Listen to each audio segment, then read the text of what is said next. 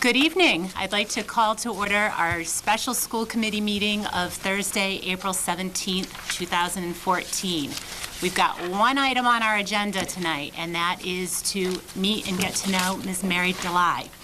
I was so hoping we could just kind of continue the informal chatter we're having, because that seems to be more fun than this, but be that as it may.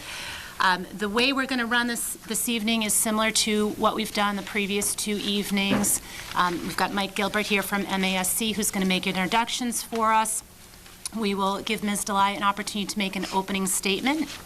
I will start off the questioning piece, and then we're going to kind of take it round robin here until we've exhausted all the questions that we have. Or me. Yeah. Exactly. And then we will have an opportunity for a closing statement. Okay? With that, I'm going to turn it over to Mr. Gilbert. Good evening. This is Mary DeLay, the Assistant Superintendent in the Reading Public Schools. Thank you. We've got Mr. Manny Mullis. Nice to see you again. Good to see you. Ms. Ginny Bonish. I am Julie Broussard. Got Dr. Leslie Quick and Mrs. M.J. Burns. Nice to see you. Good to see you as well. So, thank you for having me. I'm sure that this has been a very long process, between visits out to schools and the time for your candidates to visit. It's been a long process, and I certainly understand and respect the fact that this is a huge decision for the school committee and the school community in general. So I really appreciate the time, and I know that we're all right here on the twilight of the school vacation week. So I think what I would like to say in terms of an opening statement is that, throughout this process, I've become more enthusiastic and more excited about the opportunity to be the next superintendent of Wilmington Public Schools. I had a great day today. Your staff were all very warm and welcoming, and I had some great tour guides and some great hosts in the buildings. Great to see kids that were engaged and having a good time, even on the eve of our vacation week. So it was very exciting. And again, I'm very enthusiastic about this process.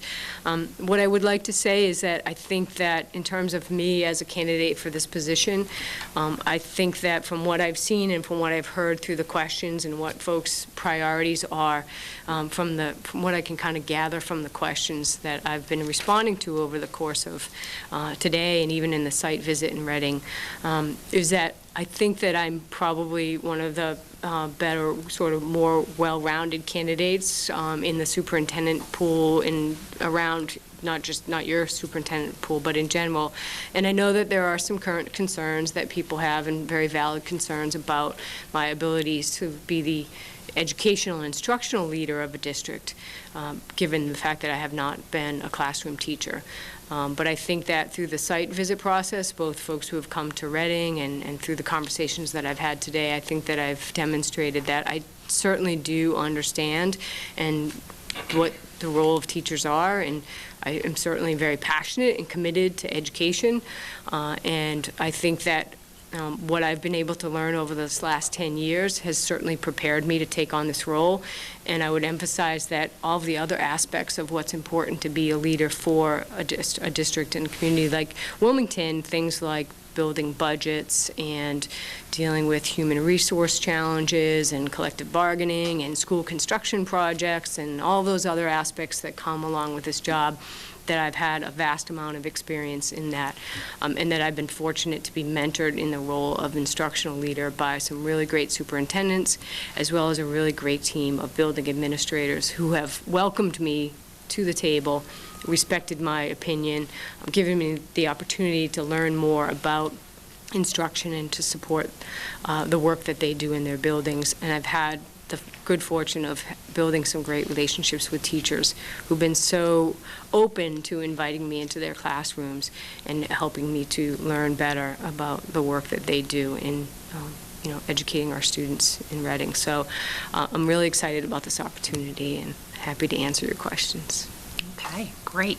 I'm going to start off. We'll try to be easy to get started. We think we have three very strong candidates. What can you do for us that the others can't? Mm-hmm. I think I sort of touched upon that in my opening, which is that the broad base of experience. I have a very diverse background, and some of that, in education, but some of that even outside of education, which I think gives me kind of a perspective that might be a little bit different.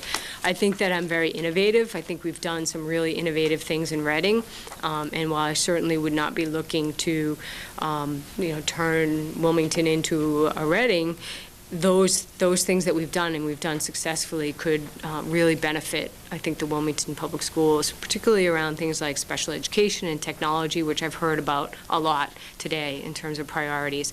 I also know in terms of construction and school construction and the challenges that brings, and moving into a high school, we went through that in Reading in terms of moving changing buildings, changing over during the middle of the year. So I can offer that. I've had lots of experience in a lot of the different areas that you would be looking for leadership in, things like managing human resources, overseeing and implementing the educator evaluation system, supporting principals in having conversations with teachers around instruction and how to better have those difficult conversations, being part of the collective bargaining process and really having great, rich dialogue with our various associations and using it as an opportunity to problem solve and to learn about what their challenges are and grow together. So even in the area of special education, worked very closely with special education staff to work together as a team to bring programs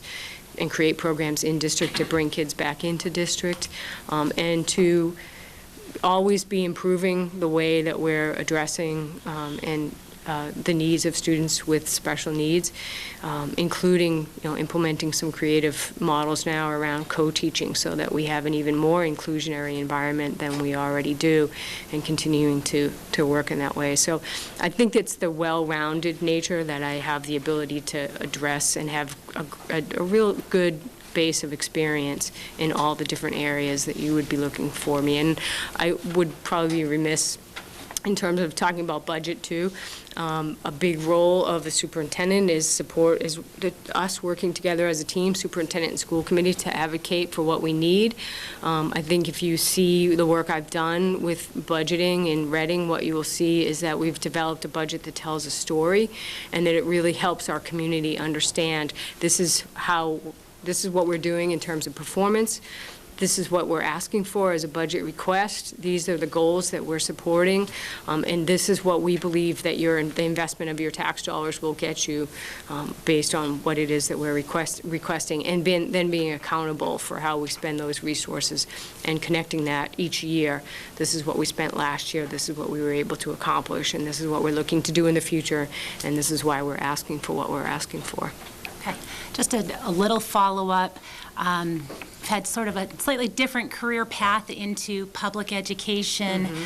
How would you respond to someone who'd say, but she's never been a teacher? Mm-hmm. Yep, absolutely. I'll just put it out there. Yeah, absolutely. No, it's a very valid question, and I think I addressed this to the screening committee a little bit, that it's the elephant in the room that we absolutely have to talk about, and that this committee and this community needs to be very comfortable with the fact that, yes, I don't come here with classroom teaching experience. However, that being said, my job as superintendent is not to critique the instructional strategies that teachers are using in the classroom. My job is to make sure that they have the tools and the resources that they need to be successful. I need to be able to create that trusting relationship between me and the building principals, as well as the support staff and the teaching staff, and then I need to be able to work with principals so that they are able to be the most effective instructional leaders in their buildings.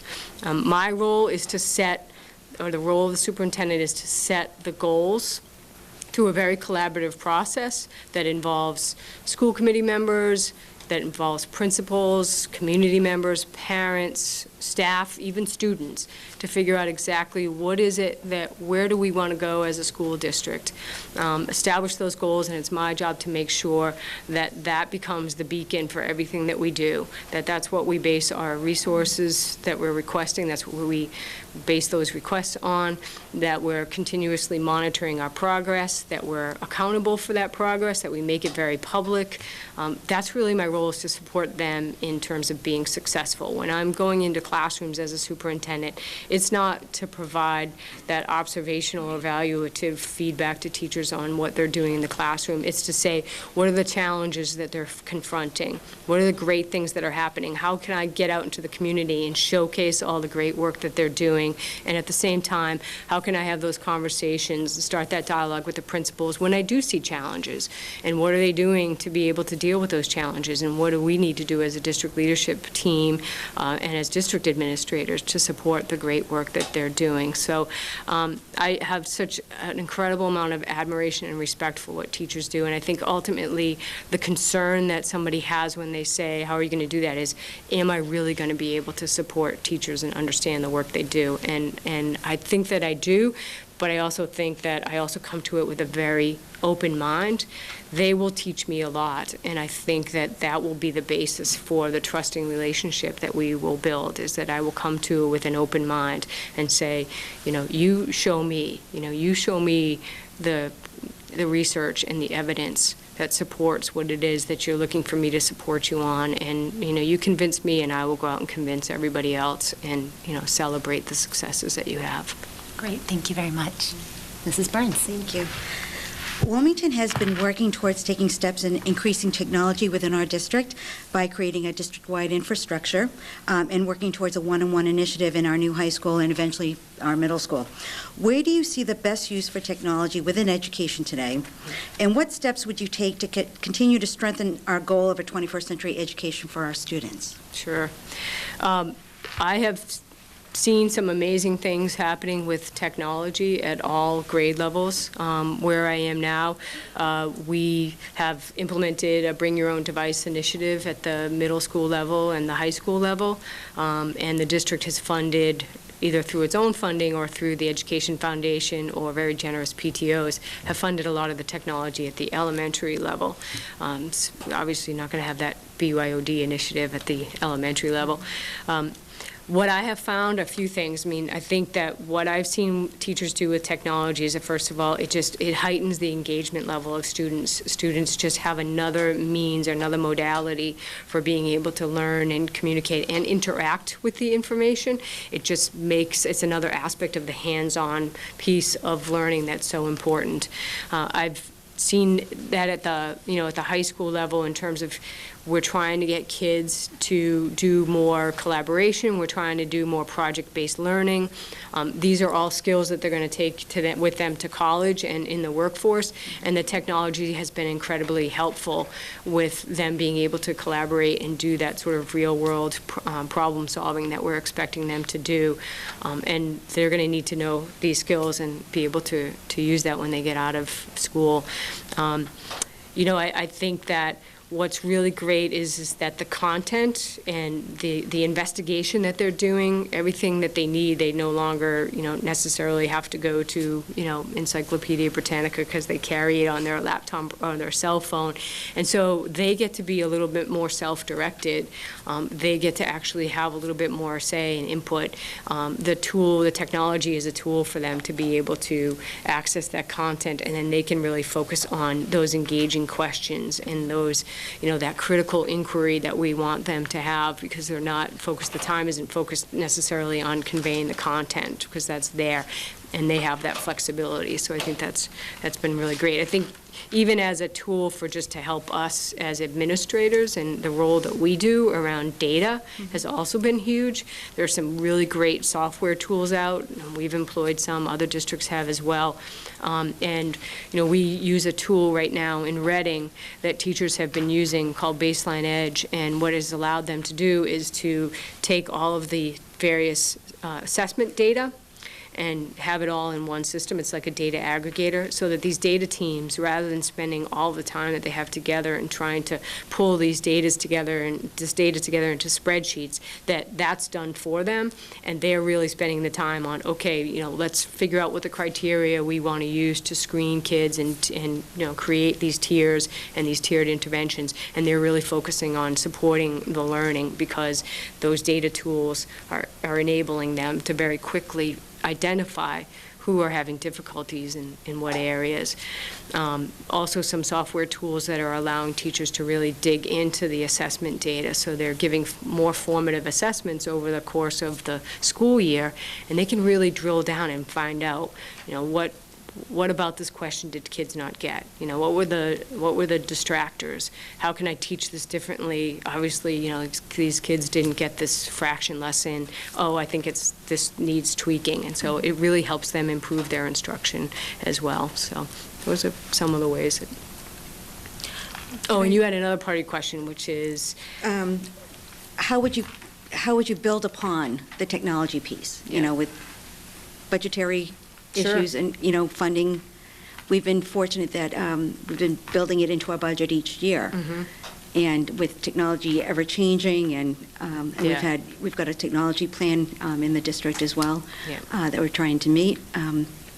How would you build upon that? Yeah, so that's a really important piece, what you said about having a technology plan and having technology. I've read your strategic plan, and I know that technology is one of those 5 strategic priorities that you have, which I think is great. But for me, I think as part of a process of entering into Wilmington, to have those conversations, and if I hear, as I heard today, that technology is really a priority, and we all agree that that is a priority, then it's around setting the goals. What is it that we're looking to do? Are we looking to, implement a one-to-one? For myself, I don't know that that's necessarily sustainable unless you use a model of some school districts where sort of at the secondary level, perhaps they're leasing to own, laptops potentially. But to have a district fund the devices that are in students' hand it's very costly, it's very challenging. So I think if you can more focus, especially at the secondary level, more on a BYOD and then supplement it with devices for kids who, for whatever reason, aren't able to have devices, that tends to be more sustainable. But that being said, I think the fact that you have it sounds like you have in your budget that you're funding an annual replenishment cycle, because technology is changing so quickly. And if you're if I'm doing my job right, which is that I'm focusing on aligning the resources with our strategic priorities and goals, then the disagreement's not going to be about do we need to fund this? It's what's a sustainable amount, and how do we, allocate those resources to be able to do that. So we do depend a lot on our education foundation, as well as PTOs. We have, great working relationships, and when they ask us, what is it that we should be funding, we say we want you to focus on things that are innovative. And so a lot of times the technology they're funding, it's a proposal that's coming from a teacher. It's not only a new device, but a new way to use even an existing device. And once that catches hold and we bring the community in to see how these things are being used and used effectively, the support, I think that's how you build the support for advocating for those resources. Very good. Thank you very much. Yeah. Dr. Quick. Thank you again for joining us tonight, Ms. Delay, and for bearing with me during our whirlwind tour of Wilmington. No, thank you. So from our district visits and your recommendations and your wonderful resume, we've seen a lot of strengths. Do you feel that there are areas that you're less strong in, or what we would call weaknesses? And if so, what do you do to overcome them? If you could give examples. Yep. It's funny, when I took the job that I'm currently in 10 years ago, my then superintendent, Pat Scatini, said to me, literally on the first day of the job, you don't even know what you don't know.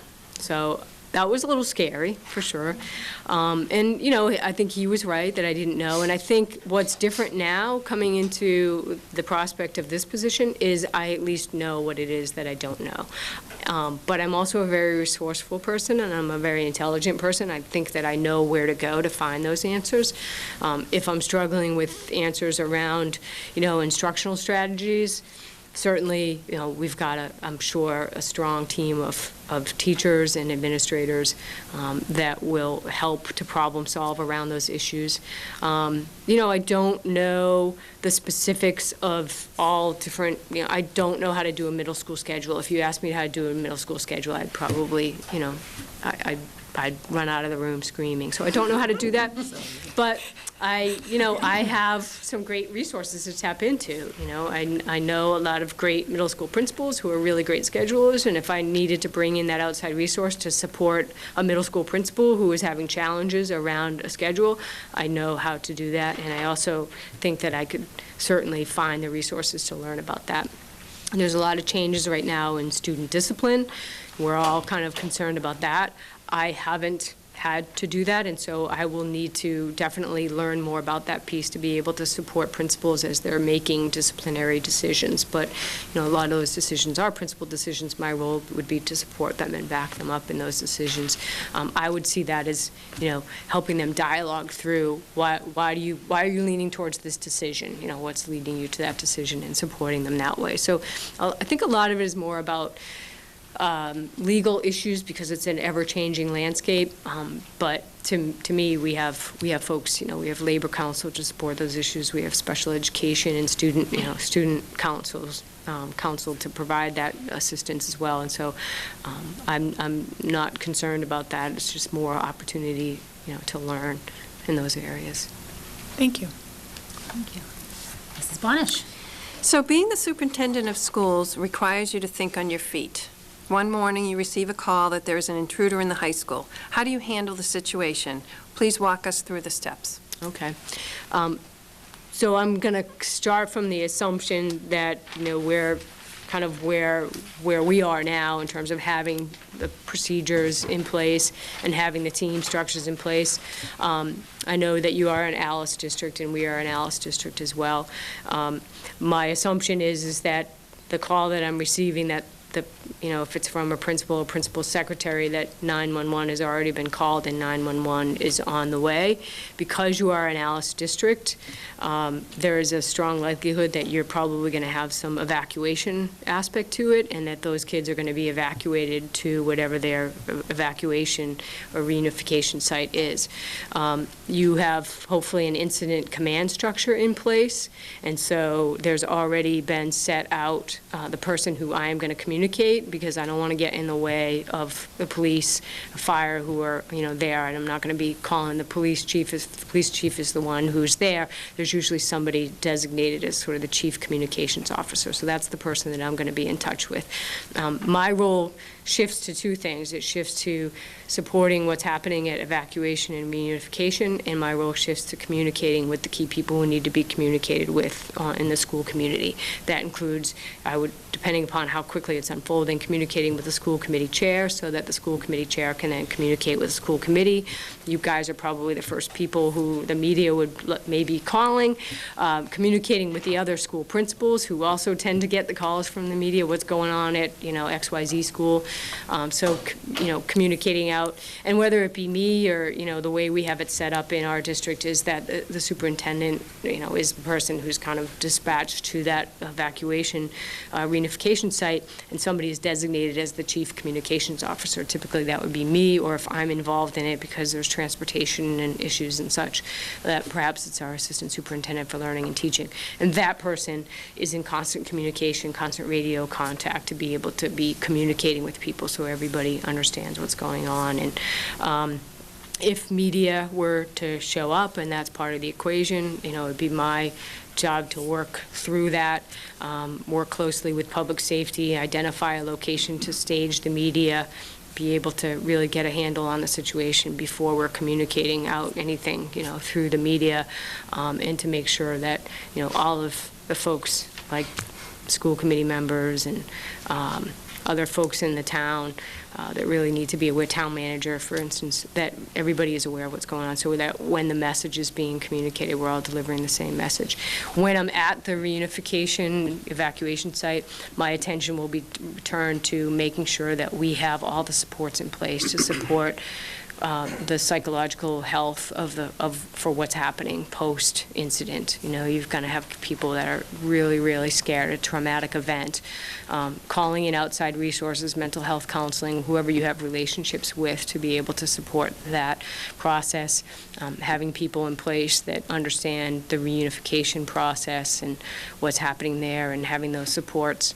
That's sort of the immediate steps that I would be taking. Once we got the all clear from public safety, it really comes to, it's about being in that school and being present and supporting the staff around the trauma that they've been through, which is going to be obviously a multi-day event if there was a trauma involved. And even if it wasn't trauma, just having an intruder and having that high alert and the stress that it caused. Part of my role is to make sure that I'm absolutely convinced that once the incident is over, that everybody is safe, and that if there was some vulnerability that needed to be attended to, that we address that vulnerability and make sure that we've tried to close that gap, that created this opportunity for this to happen, and then to really assure people that kids are safe and assure parents that kids are safe. Be convinced first myself, and then make sure that people know that it's safe, and to continue to reinforce that message and be very public about, and be very transparent about what confronted us, what happened, but making sure that folks, felt that we have a safe school community, and this is what we're doing to ensure the safety of our kids. Mr. Nealis. Thank you for joining us tonight. Sure. As a district, we've been pretty lucky with Superintendent Benton, and but we always have challenges. From your conversations today and with the administrative leaders and the teachers and the principals and the schools, what do you feel is the biggest challenge that we have as a district, and what steps would you take to address those challenges?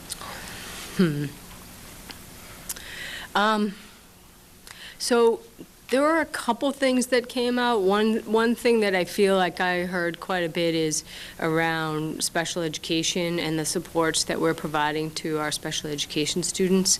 Certainly that came out of the questions that I heard and some of the dialogue that we had.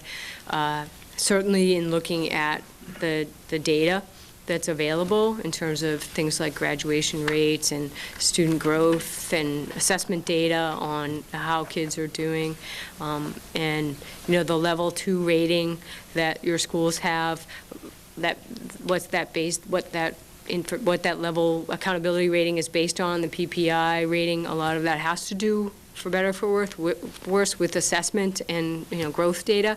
And I think what I was able to kind of glean from the data is that to the extent that folks in town see it as a priority to maybe change that and have more level 1 schools, that I think we need to do more to be able to support struggling students. So that was certainly one thing that I heard. The other thing that I heard, and was interesting, because I think there's some assumptions that some of the faculty and staff make about Reading in terms of our investment in education, and I think people are surprised to hear that we struggle with that in Reading. We rank 305th out of 328 communities in per pupil spending, and yet we're a high-performing district by all measures of student achievement and performance. And so the thought is, well, obviously folks from the outside think that it's because we're pouring all this money in, and it really isn't about that. It's about how we allocate those resources, and when we're trying to basically make improvements to the school district, being very transparent about the way we spend money and trying wherever possible to reallocate those resources. And what I heard today was there seems to kind of be this thought that perhaps there needs to be more investment in education in this community. And so how am I as a superintendent going to assess that and work with the school committee to determine, if these are the priorities and these are the goals that we have, are the resources that we have sufficient to be able to do that? Do we need to look at how we reallocate resource? I'm not here to say, it seems like you're getting very generous budget increases, 3.5% certainly. So maybe what we all need to look at is how are we spending that money? And that's where the data is I think is really important, because, it can show you where you're getting the biggest bang for your buck. And if we're spending a lot of money on some particular program and we're not getting the results that we're looking for, then is that the right investment, or do we need to shift the investment? So I think there's a dialogue and a conversation that has to happen, is because from my perspective, from somebody from, Reading looking into Wilmington, you're spending at just about the statewide average per pupil, which is fantastic. Maybe you're $200 under what the average per pupil. So it seems like there's a solid investment. So the question is the money being spent in the best way? And that's something that I kind of look forward to rolling up the sleeves and digging into, so that people feel there's a way to make people feel we're investing in schools without necessarily coming back to taxpayers and asking for more money until we're absolutely convinced that we've done the best with what we are given. Because I think, I'm seeing the expenditures and the amount of money that's budgeted, and it seems like a pretty healthy sum of funds. Thank you. Yeah. Mrs. Burns, back up. Curriculum development and professional development are two critical pieces to a strong school district. Please discuss some curriculum and program developments you have created, along with what areas of professional development you have targeted within your own district. Mm-hmm. Sure. In terms of curriculum, one of the things that we found is that it was partly driven, obviously, by Common Core, but what we found was that our elementary math program was not really aligned to the new curriculum frameworks. But we also saw that the assessment scores that we were getting in elementary math were not where we wanted them to be. So there was, a decision made, and I'm fortunate in Reading that I am, at the team and part of the team that, makes those decisions and evaluates that.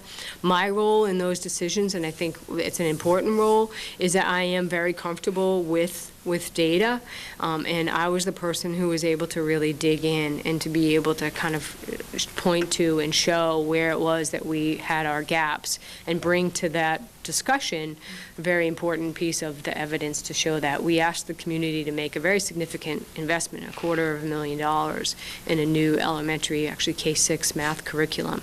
And so being able to demonstrate exactly what the need was and why that need was there was a really important part of that implementation. Once we had made that decision, it really shifted into supporting the teachers, into how, this is a whole new curriculum. Add to that the fact that the instructional strategies have changed, and how do we support teachers? And that, to your professional development question, that became an integral part of it. Figuring out the structures, how do we create the time for teachers to be able to align the curriculum? How do we create the time for teachers to be able to participate in the professional development? Do we do this during the school year and bring in subs? Do we do it, during the summer? Do we do it after school? Creating the structures, having those conversations with teachers about what works best for them, and having them have, input into that process as well. Creating the structures and creating the funding to make that happen. I was very fortunate that I was actually able to participate in some of the professional development. I thought that was really important. I think that's always important to, sit side by side, elbow to elbow with teachers as they struggle through some of these changes and these shifts, so they understand that you understand the challenges that they're going through. Another area just for professional development that we've been working on, I think has been really important, is the implementation of the Massachusetts tiered system of supports. And, that implementation process, we've taken it very slowly, but providing a lot of different variety in terms of what teachers need to understand, so that they're really, I think the struggle for us in Reading is around this concept of these Tier 2 supports. We're all very familiar with the Tier 1 supports and what makes sense for good instruction. Tier 3, I know a lot of times it falls upon the special education staff, but what do we do to support kids who are not on an IEP? It's beyond just good instruction. How do we provide those supports, and, making sure that we have the conversations and making sure that we provide the resources, the time, and the funding to be able to implement and institute that framework, but as well so that teachers really understand what it is that we're looking for as part of that implementation process. Very good. Thank you very much. Thank you. Dr. Quick? Can I actually ask a quick question? Absolutely. You were talking about this tiered level of supports. Yes. Can you just delve into it just a little bit more and explain what these tiers are? I don't know Yes, this. so the Massachusetts tiered system of supports, basically what it's looking at is the way that we provide interventions to students. It can be academic interventions, it can be behavioral interventions, but essentially you're creating these tiers of interventions. And, tier 1 is basically the supports that we provide to all kids and how they're successful. It's good instructional strategies, or maybe different instructional strategies to support those kids. So if a kid starts to struggle, that you're looking at the data and being able to identify that those children. I talked about the software tool that we use, Baseline Edge. So we're constantly looking at different sources of data. It can be attendance. It can be disciplinary referrals or disciplinary incidents. It can be formative assessments. Even MCAS data and how they performed the prior year is one of those criteria that we use to identify struggling or at-risk students. Even the state has a tool called the Early Warning Indicator System, EWIS, and they rank students too in terms of high risk, so we bring that data in. Once you identify that a student's at high risk, then figuring out which tier of interventions they need. Tier 3 interventions being mostly the things that are provided by the special education staff, sometimes, not always. And Tier 2 are sort of those general education tutor-like supports, could be behavioral supports. Maybe they're just behavior plan. A child doesn't need to be on an IEP, but there has to be a behavior plan. Maybe you need to do some behavioral assessment to figure out what that behavior plan is, and that becomes the intervention, the Tier 2 intervention, that prevents a struggling student from having to go all the way to a Tier 3, but makes them successful. And as they're successful and they sort of drop off of the at-risk radar, then they're back into those Tier 1 supports. And so that's basically, it's, as I said, tiered system of supports, how we support students in all those different areas to be successful, identifying them and then supporting them. Okay, now on to my other okay. question. Sorry, I would have been kicking myself if I didn't. What is that tier she's talking about? Can you give us some examples of how you have worked with your principals to help improve their performance? Because you mentioned that you plan on, you really utilizing them for their expertise. How have you worked with principals to improve their performance as instructional leaders and administrators? Yep.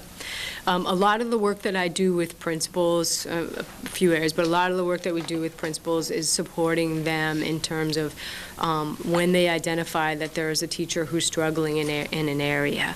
How do we help them in that area?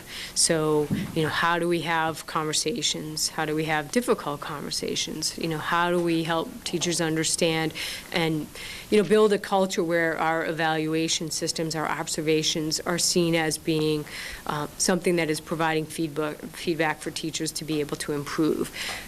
Having the conversation around the starting point here is that we're assuming, in all cases, we're assuming positive intent. We're assuming that this teacher wants to get better and to improve.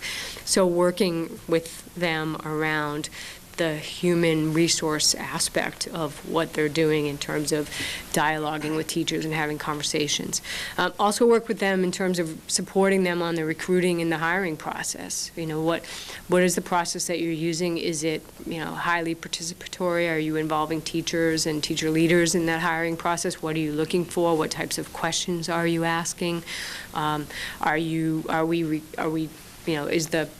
Is the net that we're casting wide enough to be able to recruit the candidates? Are we providing enough information within a job posting to be able to really capture the attention of those candidates? So attracting those folks to the district. We work a lot as a team and work off of each other and feed off of each other about building culture and the challenges in building, a strong building culture and having a strong climate. I just recently was working with a principal who is, fairly new to the role and is having some challenges with teachers who are used to doing things in a certain way, in a way that they were doing things in the past. And there's some discord between some teachers and other teachers. And this principal's initial approach was that, I'm going to have the folks who are unhappy write these letters, these complaint letters or grievances, whatever, to me in my role as, administering human resources, and kind of start to wage this letter campaign. And, we work together to say, this is probably not your best strategy for dealing with this. The best strategy is to really tap into those teacher leaders in your building who are on board with what you're trying to do, and create opportunities for them to really talk up what the great work that's being done, and to empower them to really have a voice in your school, and hopefully that voice becomes the loudest voice in the school and other people are following that. So a lot of dialogue about leadership and how we do leadership in our buildings. Thank you. You just answered part one of my next question, but can you tell us more about how you go about retaining, or what your strategies are for retaining a high-quality staff? Sure, yeah. You talked about the recruitment part. Yep. Tell me more about the retaining part.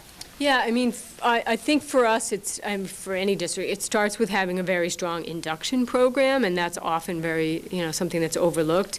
If you don't help a teacher who's new in their career acclimate to your school climate and culture and your way of doing business and your traditions, and then support them as a new teacher, if you don't lay a really good foundation, then their chances of being successful and getting from non-PTS to PTS status is significantly diminished. And so you've really got to provide that support. You've got to have a strong mentoring program, and it's got to be, you've really got to put mentoring in place with fidelity, in that the mentor is the resource person for the teacher.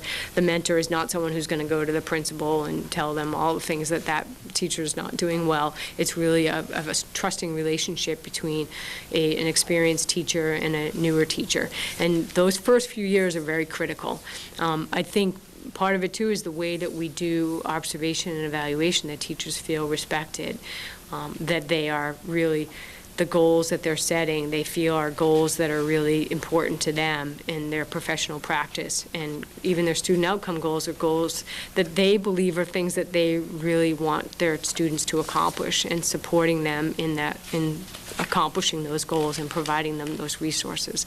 We spend a good amount of money in Reading on professional development, and where we might not always have the competitive edge in salary, I think that the investments that we make in professional development pay off, in triple-fold. I mean, it really helps teachers feel like you really want them to be successful and to support them. And whether it's bringing outside people in to do professional development, or freeing up teachers by bringing in subs to allow them to go to another building in your district or to another classroom within their building, and to really see the great work going on, and to make that investment, or whether it's to pay for them to work together outside of the school day to be able to align curriculum or talk about instructional strategies or how they use technology. You've really got to make those investments in teachers, and that's what's going to retain them. And what I found is that we have a highly mobile staff. The days when teachers were really focused just exclusively on professional teacher status, our staff is changing, our teachers are changing, and it's those other kind of soft things, and salary is certainly part of it, but it's those other things that we provide and that we offer: a respectful climate, a positive school culture, a safe atmosphere, and an atmosphere that encourages teachers to take risks and to be rewarded for their effort in taking that risk, and not penalized for not getting to exactly where they thought they would go when they set out to do something. And I think that's key to holding on to teachers. Great, thank you very much. Mrs. Blonish. How do you foster strong community relationships? You have to create the time in your schedule to be able to have build the relationships and have the conversations with people. If I were to come to Wilmington, I'd be curious and I'd want to find out what happens on the municipal side. Do their municipal departments meet on a regular basis? Am I invited to those meetings? Can I be part of those meetings? School department, and I say this all the time, school department is one of many municipal departments. We happen to be the largest in many cases, but we are part of the municipality, and so we need to make sure that we participate and we understand, that I understand the struggles that, I met the library director, Tina, and I learned that, she's hoping in one day to be able to have a bigger library and somewhat envious of what Reading is doing in terms of their library. So I need to understand their struggles and their challenges, because that's going to help me understand why they're, budgetarily, why they're looking for the resources they're looking for, and if, how can I support the library? How can Wilmington Public Schools and the Wilmington Public Library have a collaborative relationship so that everybody benefits, absent the, the building of a new library, expanding of a library. So understanding those struggles and being part of that conversation, I think my relationship with the town manager is going to be critical, and creating opportunities for us to be able to meet on a regular basis is really important. And to do it even, informally. My former superintendent had breakfast every, I think it was Friday mornings, with the town manager, and they went to a local restaurant, and they try to do that every week.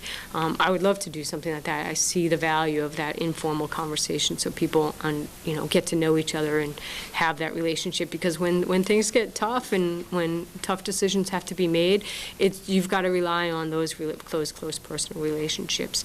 And there's lots of opportunities to interact and collaborate with public safety, with fire and police, just because they're in our buildings and they're, protecting us. I know certainly with the implementation of Alice, there's been strong collaboration, and I would look to see that continue as well.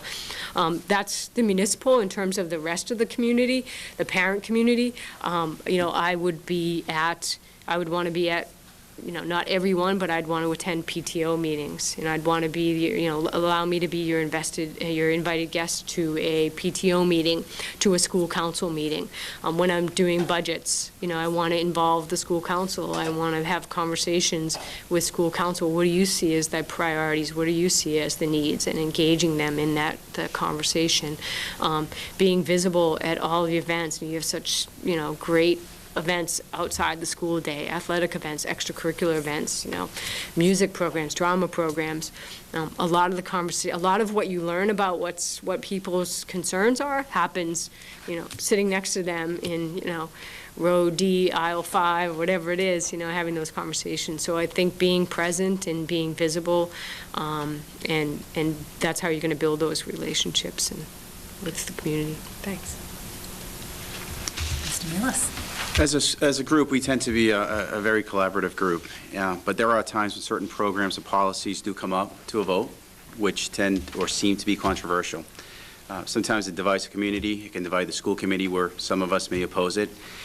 As a superintendent, if you feel that a policy or a program would be beneficial to the students, yet still controversial, what steps would you take to promote it to the teachers, the parents, and the school committee for us to be able to back it? Yeah, absolutely. People have asked me during the course of the day what my leadership style is, and my leadership style is very much facilitative, collaborative. I am a process person, and while certainly I'm driven by results and achievement, I recognize that the process sometimes is even more important than the results. So if there was something, that we were going to do that was going to seem controversial, I'll use the example of, in Reading, it was a very innovative chemical health policy that had some real teeth to it in terms of consequences that went beyond what the MIAA says that a student athlete will have as a consequence.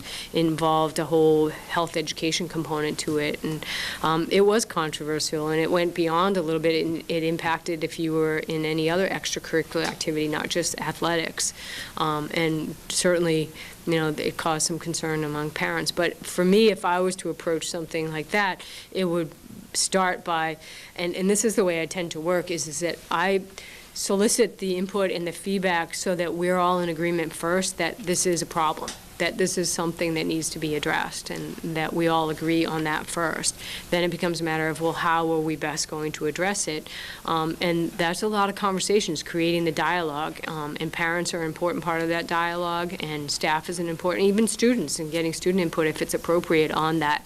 And if you do that, then I think when you bring a policy or a procedure or change to the table, and you can say, here's the process that we followed, here's the feedback that we received, here's how this policy addresses those concerns and addresses that feedback, you're going to have a much greater chance of success in terms of minimizing the controversy. It's not to say that, you know, there are going to be some decisions that you as a school committee make, I as a superintendent make, that, yeah, they're going to come with that controversy, but if we all agree that it's the right thing to do for the students, our goal may be just to sort of minimize that adverse reaction. But to me, it really is getting that feedback and making sure you're addressing those concerns up front before you even put that piece of paper in front of the school committee to say, here's you know what we're proposing to do, and make sure that, yeah, we understand this, and this really makes a lot of sense.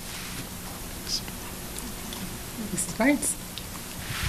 And you, just going back a little bit, you touched upon graduation rates.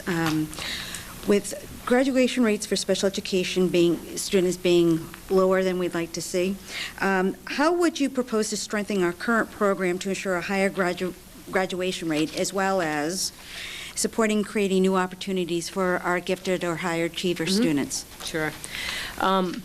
You know, it's in some ways a difficult question to answer, because I think it really, one needs to kind of understand what it is you're doing currently to support students. I did have the opportunity to see a lot of, you know, that there's a lot of programs already in place to support students. You know, I did look at some data in terms of how much inclusion, and there's definitely been a lot of progress made here in your district in terms of inclusion. A lot of the research shows that your students who are on IEPs can definitely benefit from being able to spend more time with their general education peers. And so being able to, you know, see if we can create even more inclusion opportunities for kids. Is the issue that they're struggling academically, and that's a core question, or is the issue that they're struggling behaviorally? Is it emotional? Is it social? What is it? You know, which students are struggling, and which interventions and supports do they need to be successful? I am like I said, I'm a big fan of inclusion. We've implemented a lot of co-teaching in Reading Public Schools. I think it's a great model. I think both teachers benefit from it. A general ed teacher is able to really learn some great strategies for how to modify and differentiate with struggling learners. And so, you know, that might be a model that really works really well here. But then there might be other issues. We may be missing a whole component. You know, a lot of this we learn this, that there's a whole behavioral aspect to students who are struggling that we weren't even addressing. So do we have the behavioral supports in place? You know, what is the balance of social worker supports versus the traditional school psychologist who's doing lots of testing? Do we have the resources, but they're just bogged down in certain areas? So how are we using our staff to support our special education students? On the other spectrum, that's a challenge for a lot of districts. You know, you're being able to challenge your gifted students and bring them to the next level. They sometimes get lost in the dialogue because they got high achievement scores, but then when you look at student growth, and we can, you know, we do that all the time, and I would want to do that, you see that there's not a lot of growth there. They're high achieving, but you know that there's still room for growth. Even if they're off the testing charts for whatever assessment we're providing them, there's still room for that growth. It's a struggle, particularly at, you know, the secondary level, because you know, you're limited by your staffing constraints. And so I would look to some out-of-the-box ways to be able to do that. Virtual high school, other virtual learning programs where kids are able to do that.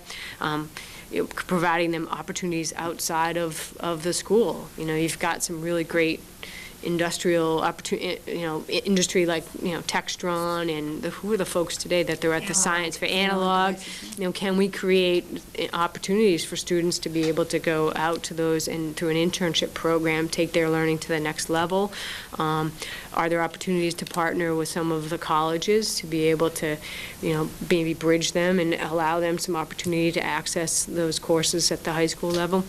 Even at the middle school level, a lot of these, and even at the elementary school level, we see teachers often when they're able to differentiate and group students and spend some time in different center environments. We have students who will work, as a group, and that they're have already learned what it is that their class is still working on, and they're in a different center, and they're working on laptops or iPads, and they're working on some sort of app or application that is taking their learning to the next level and really challenging them, and a lot of hands-on experience that really keeps them engaged even while the teacher is working with the other kids. So you asked me about technology before, and I think there are a lot of really great things in technology that facilitate being able to support those students in that challenge.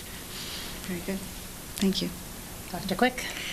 You discussed before that Reading has done a very good job with allocating funds appropriately, and I know you have a strong background in finance and budgeting. Tell me, what process do you go through in the budget, and how do you prioritize cutting the budget in the developmental stage? Sure.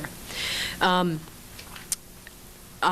start, I guess, at the, where it all starts at the beginning, is that we have a financial forum where the municipal officials, town officials, school committee, we all, Board of Selectmen, Finance Committee, we all meet and we listen to and talk about what the revenue picture is for the community, and we all agree, okay, this is the pool of funding that we have available.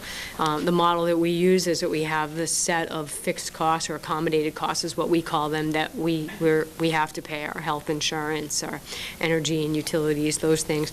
That kind of comes off the top, and then what remains is split essentially based on the historical split that we've had in town, which tends to be about 2/3, 1/3, and that's the parameters with which that we have to operate. That's not to say that there haven't been occasions where the school committee and the superintendent has submitted a budget to the school committee, and the school committee is on board with the budget that maybe asks for a little bit more than what the revenue allocation model has given to the school department. And they certainly don't do that lightly, but it's because that the evidence is so strong that the need is there, that we feel that that's something that you want to advocate for. But it has happened that, we have had to say, as much as we need these things, we now have to decide we just can't get there. The revenue doesn't support this budget, so how do we cut that? Those are meetings that we first have with our district leadership team. Where do you think that we can make the cuts? Where is the funding that we have that's least impactful for student achievement? Where is it that we can sacrifice, if you will, or cut things out of our budget and have kind of the least impact? And I'm sort of always surprised sometimes about what folks come back with. We're struggling with that right now. We're about $500,000 off from sort of what the revenue allocation model gave to us. And it's difficult because the cuts will be personnel cuts. It'll be teachers' cuts. And one of the cuts that we're faced with making is actually, and we only just recently implemented, is health at the middle school level. And that's a really tough decision. But, that was a conversation with the administrators that is something that it's a new program, and to some extent it's been effective, but to preserve the social worker supports we've put in place and the behavioral supports that we put in place that are so important, we think that we can kind of pick up what we're losing in that conversation. So they are very vital to that conversation. And I know those principals are having those conversations with their staff as well, during the budget process. And it's a very participatory process, and we really understand. I feel like I really understand when I'm going in developing a budget what it is that the teachers are really needing and struggling with, and the principals really understand that as well. So that's the key to the collaboration, is where do the principals and the staff believe that we can still be able to support the kids, and where are the cuts going to do sort of the least amount of damage, if you will. Another question, just going back to what you were saying, what caused the differential? Were you over budget? Is that what Yes. happened? You went over budget? And why did that happen? We're asking for our fiscal year 2015 budget is about $485,000 above what, the sort of revenue allocation model said, that we could increase our budget by 3.5%, and the school committee's budget that they're submitting is going up 4.9%. There's a lot of reasons for that. Part of the reasoning is because one of our priorities is to be able to support our teachers and to make sure that our compensation is comparable with comparable districts, so we don't lose our teachers. Our teachers were coming off of a contract that was, I guess, for lack of a better term, a very austere contract, a COLA increase of a total of 2.5% over 3 years. And, that was because there was this notion of shared sacrifice. We were concerned as a community about our fiscal health and the economy and what was happening, and, everybody sort of agreed we're going to all, really tighten the belt.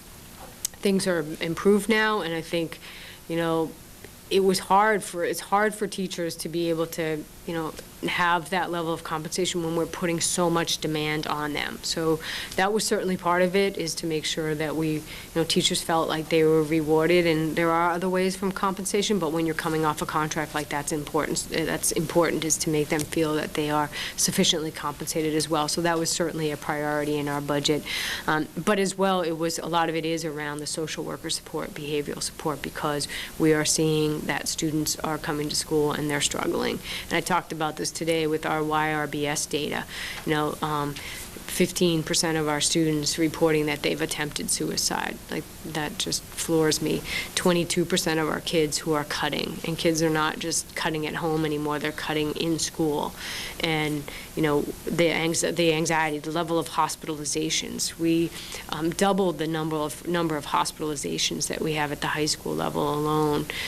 We had like 26 hospitalizations throughout the whole school year last year, and going into this year, we had that same amount just between the start of the school year and the time we started our budget process. So we clearly are not doing a good job, and to us, those were things that we could not let go of in our budget.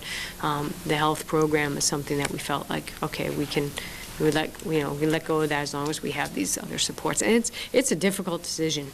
None of us has a crystal ball to know that cut will be more impactful or less impactful, but we rely on the collective wisdom of the team. Thank you. Okay, I'm going to change gears a little bit. Sure. What do you want to improve yourself in the next year? And I'm talking about what's on your list for professional development. For me and Mary DeLye as a professional, and yeah, exactly. I am I'm a lifelong learner, and I'm always looking to learn new things. I've been spending a lot of time over the last couple of years, not necessarily with the idea that eventually, a superintendency was the next move I was going to make, knowing that eventually. So I spent a good amount of time delving into a lot of books on, teaching and learning and curriculum development, and certainly would want to continue that, as well as on leadership. Do a lot of studying on leadership and what makes an effective leader. So that's certainly something that I would, want to focus on. I think,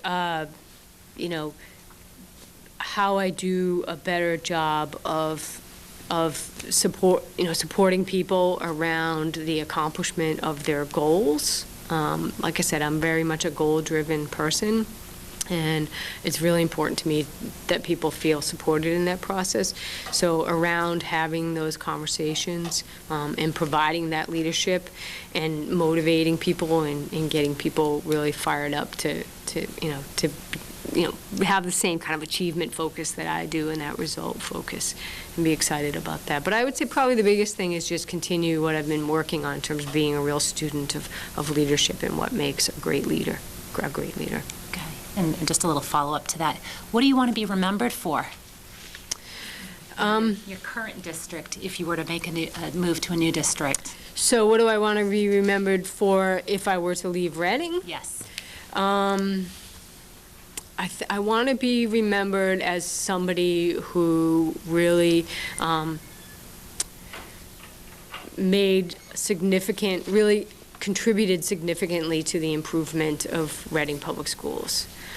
That I really kind of made a difference, that I made an impact on people's lives, and that people are able to really say, and speak to the type of impact that I've had on their lives. And I mean that staff, students, administrators, parents, the whole gamut, and been fortunate to have those interactions. But that's really what I want to be remembered for. I think that's a little different than what I think I will be remembered for. I think that people will really remember me for a lot of it around the transparency of, and my commitment to always wanting to make sure that people understood if I'm asking you for something, that it was very clear why I was asking for that. Okay, great, thank you. Mrs. Bonish. How have you improved the school system that is now under your supervision? Can you give examples of initiatives that you've started? And in retrospect, is there anything you would have done differently? Yeah, so all great questions. I think that a couple things, and some of them are very specific to the role that I currently play, which is, and a lot of this has to do with my background. I spent a lot of time doing environmental consulting and energy consulting, and I recognized very quickly that we had a lot of opportunity in Reading to save a lot of money if we focused on the efficiency of our buildings. I think in Reading, through my leadership, created one of the first energy committees, and it was an energy committee that included membership from both municipal folks as well as school folks. And initially, we focused on behavioral changes, something as simple as shutting off the light, and what can we do to encourage people to shut off lights. And as we sort of plucked the low-hanging fruit, we learned about some new tools out there, one of them being performance contracting, energy performance contracting. I did a lot of investigating and a lot of research about that. And there's some statutes on the book that facilitate the process by which a town or a school district can use the savings from the energy conservation measures that they implement to pay back the investments. So that's the model that we chose to use, and we invested over $5 million in energy conservation improvements that were implemented over a 2-year period, and literally for the school district have saved about $400,000 a year, which is about $100,000 more than what initially we thought we were going to save. And that difference, some of that money goes to paying off the initial investment, but the additional money that we save, we reinvest every year, and we try to reinvest a significant amount of that savings in additional energy savings opportunities because things are changing rapidly. I mean, LED lighting was not nearly as developed as when we started this back in 2008, 2009. And we were really, where there's only a handful of districts, let alone doing this for both school and town buildings. So it was a municipal-wide initiative. Very few folks have really gone through the process. It's a complicated process. You really got to be willing to roll up your sleeves. But that has saved us so much money that we've been able to reinvest into schools. And it really, I think, it really helped the community understand that I really do care about the money that they're investing. I'm not looking to waste $1. I'm trying to save money wherever we can. The other thing that I think I'm, really sort of proud of and what accomplishing is bringing, really helping to facilitate the shift in the focus around data. And we certainly, I think, there were definitely teachers who were already thinking about this and on board, but to be able to present a budget that was really focused on data and then to have principals really see and understand how compelling providing that data was from the perspective of advocating for resources, and then to take that example and then bring it down to, well, let's really delve into your student performance data and see where your schools are struggling and how can you focus your school improvement plan by looking at this data, and from there it filtered down into teachers and having teachers feel comfortable with how can we facilitate you looking at student data and student work and using that to impact your instruction. And when I was able to find this great software tool that we use, Baseline Edge, and that really changed the way teachers look at data and really freed up so much of their time so that they could really focus on looking at the data rather than gathering the data, I think that was a huge shift for our district. And we're still in progress. Not all schools are as far along as some schools in terms of looking at the data, but I think they are really appreciating the fact that they have these tools and resources, now available to them. So they have other ways to try and figure out which of their students are struggling, because ultimately that's what they want to do. They want to help their kids, and sure, they have the subjective evidence in front of them, but I think the objective evidence has also been very helpful to them to help inform what they're doing. And I think that was, I think that was pretty huge. And for somebody who, did not come from education, to see that something that we if you were in the business world and you use data all the time, to see that that is something very valuable that can be brought to bear in education. I've been very involved at the state level with the DESE. When they saw the work that I was doing around data and how we use data, they invited me to participate in they had yet to develop, they're developing a tool called Edwin. They've developed the teaching and learning side, but they also have an analytical side. So they invited me to participate in that process of being part of a very small group. There's only 5 of us from a number of districts who are providing feedback to the vendor who is developing the final solution for Edwin Analytics, which I think is going to be revolutionary for school committees and superintendents and school business officials for being able to access a lot of the data that the state collects and to run analytics to really benchmark our performance. The reason being is that that's data that's going to help us identify districts who are doing things better than we are, and to be able to reach out to those districts and find out what the best practices are. That's how we found Westford, for example. We're always comparing ourselves to Westford Public Schools. On the Boston Globe list, we're 50, they're 8. Demographically, we're very similar. They're bigger land-wise, but we're demographically very similar. And the question is, why are they always, so high up when we're so demographically similar in terms of budget? And we were able to really look at how they're investing their money. And we found out some really neat stuff, like, for example, their model in terms of school psychologists and social workers is flip-flop from ours. They spend a lot more money per pupil on social workers than they do on school psychologists. We spend a lot more money on school psychologists than social workers. And so learning from them and actually reaching out to them, how are you doing this? What is it that you're doing?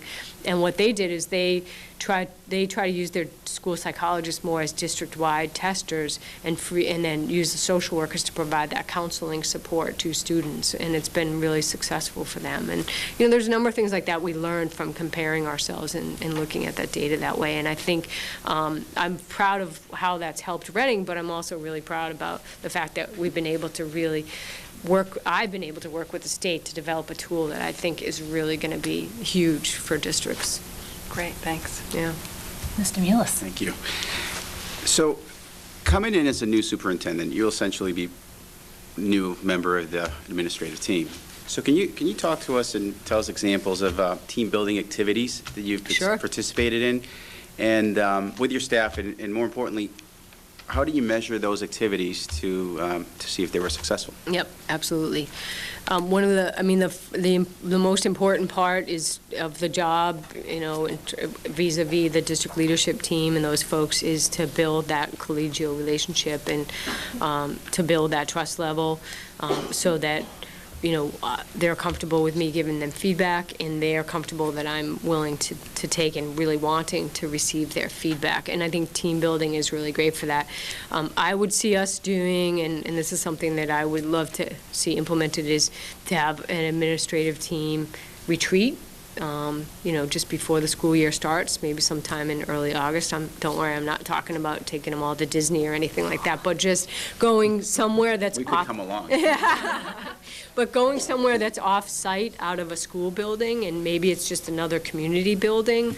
Maybe there's, a local, recreational facility that, would be a great place to have us. We have this Matera cabin in Reading that literally is this cabin that the town owns, and we try to have some of our meetings there because it creates that retreat-like environment. I've spent a lot of time doing, in the experiences that I've had, being on the board of directors of my state association, the School Business Managers Association. I'm now the president-elect, and had the opportunity to participate in a lot of team building activities around building a board and facilitating that. I have spent time facilitating team building activities for a couple of cohorts of licensure candidates for MASBO, which has been a lot of fun. Even the policy fellowship program that I'm in right now, was able to really learn a lot about team building and facilitative activities. I've got some great ones up my sleeve, and some of it is really interactive work. Simple things that get people engaged and get them up. The human knot is a great one, where you all kind of put your arms together and join different arms, and then you have to try to figure out how to untangle yourself, things like that. Doing sort of the not a trust fall, but sort of a version of a trust fall. And there were some other great activities that we've done. One thing that I think that I would probably do with the leadership team is to administer like the personality type assessment, like the DISC. If you've ever done the DISC assessment, it's a great assessment.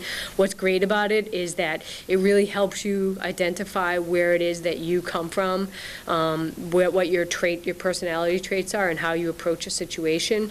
And what you do when you do the DISC assessment is everybody takes this assessment, and then you map on this quadrant, if you will. You map where everybody falls, and you get to really understand the perspectives that people are coming from.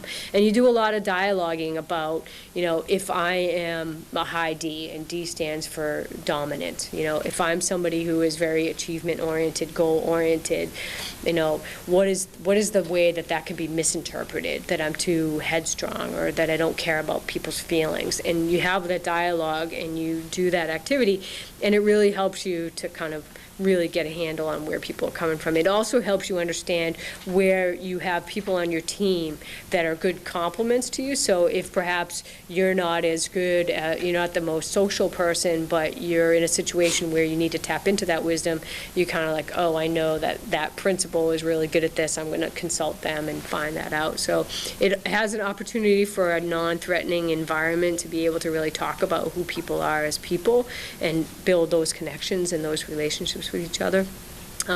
Even the district leadership meetings, I'm not a big fan of, and I say this, I've said this several times, a meeting just to meet. I would love to see our district leadership team meetings be led by various members of the leadership team. It's not always me talking at it. Infusing in it some opportunities to focus on educational articles and reading the articles and using protocols to have discussions, text-based discussions with principals, so we kind of learn from each other and have that opportunity to, create that dialogue. And finally, I think just, the social opportunities. Having the opportunity a few times a year to go out as a group, to a local restaurant and relax and have, that kind of time together to just, know each other just as people outside of our work life. We'd want to go to that, so. No problem. Thank you. Sure. Mrs. Burns. Well, I'm going to try to, Ms. Bonish kind of stepped on my last question a bit, because I'm presuming, and please correct me, because I'm asking for the correction, what you feel is your greatest accomplishment in your current district, and what do you see as being the foundations of student achievement? So your first question was, what was my greatest accomplishment? What you feel your greatest accomplishment or accomplishments were or are in your current, and I don't want to make you repeat yourself, so I know it's, Yeah. And then your second question was about... And what do you see as being the foundations of student achievement? So what do I perceive as being the most important for student achievement? The foundations of student achievement, in the sense of kind of a little open-ended. Yeah. Kind of black, not so black and white, just to take it as what you could, however you would like to interpret it. All right. I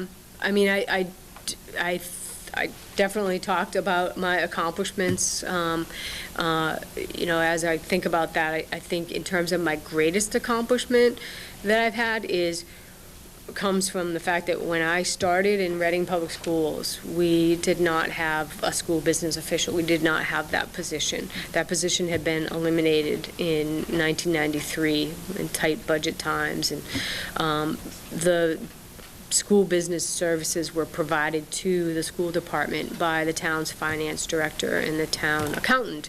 And it worked for them because they were great people. But when Pat Scatini learned that they were retiring, he thought, I think this is an opportunity for us to create this position within the school department. It's time. So nobody had been in that position, and as I mentioned to you, you said to me, you don't even know what you don't know. And I, kind of been thinking about it now, you don't even know what I need to know. So what are you talking about? I think the fact that I stepped in and I did not have a background in education. I came from the municipal sector via the environmental sector, but I was really able to really take hold and understand what that job entailed and how to be successful in that job. If I was not successful in that job, and if I was not viewed as being successful in that job, then I would not have been elected by my peers to be the incoming president of the Massachusetts Association of School Business Officials. They asked me to be on their board 5 years into the role. So I think that was because the successes that I had. I was nominated by my superintendent and received an award through MASBO called the John F. Conway Distinguished Service Award. That was a huge accomplishment to me. That was to have somebody come in who didn't understand the business of school business and yet be able to be recognized for coming in there. And I had to create my own job. I had to create my own job description. I had to figure out what it is that needed to get done, what hadn't been done, how do I use my support staff effectively. And they had been sort of out on their own on this island. And how do I get them to feel comfortable with me being, in charge of them. Even the principals now had this new level of accountability, this person who was kind of managing and monitoring the budget and looking over their shoulders around hiring decisions and implementation of different initiatives, and were they following the collective bargaining agreement and bringing that all in place, and even, how we managed grants, which was a big mess. How we never got cited on an audit is beyond me, but to be able to step in and really do that, I know, right? But just that to me was huge, that I've been as successful as I have been in this job over this last 10 years. I didn't even know there was such a thing as a school business manager when I took this job. I really didn't, and to really have excelled at it, I'm very proud of that. In terms of foundation for student achievement, I guess. My sense of that, the way I'm interpreting the question is what's most important in terms of student achievement, and I go back to it's the teacher in the classroom. It's absolutely the teacher in the classroom. Research will back me up, but there's no doubt about it that if you want students to be successful, then you've got to really empower the teachers to be able to have the time and the resources and the tools to be able to be successful. A piece of that, I think, as well, though, is parent engagement and how we engage parents. I'm fortunate, you guys are fortunate, and we're not operating in a district like a Lawrence or a Boston where you have parents who don't even know how to engage in the school community and have to rely on outside advocates to be able to help them with that. But still, there is a population of parents who don't know how to engage with the school community and don't know how to support what we're doing with students. And a big piece of student achievement happens outside the school day. And how do we make sure that parents understand how they can support their kids to be successful in that time beyond the school day? Can I ask not to digress, with standardized tests and accountability in the forefront, it's my little thorn, but I would like to just get your perspective, because I didn't have the opportunity today, to get your idea about the MCAS piece Sure. and the proposed park piece Yeah. that they're piloting. And so just to kind of get your take, especially since the strong data collection. Yeah, absolutely. I think that the reality, for better or for worse, is that we are in an era of accountability, and there are folks, at the national level, at the state level, who feel that it's really important for us to measure that the education that you're provided if you live in the state of Massachusetts is just as advantageous as the education that you're providing if you live in Tennessee. And, that's a noble goal, and I understand that, and I think that's where a lot of the accountability comes from. I'm not somebody who's in favor of necessarily setting goals or exclusively setting goals around MCAS performance. It is very difficult to use MCAS to be able to improve student achievement. We all know, right? It's a summative assessment. It is not a formative assessment. By the time we get the data, that child has already completed that year. Maybe it can be used as one of an indicator of a student who might be at risk for performance in a subsequent school year.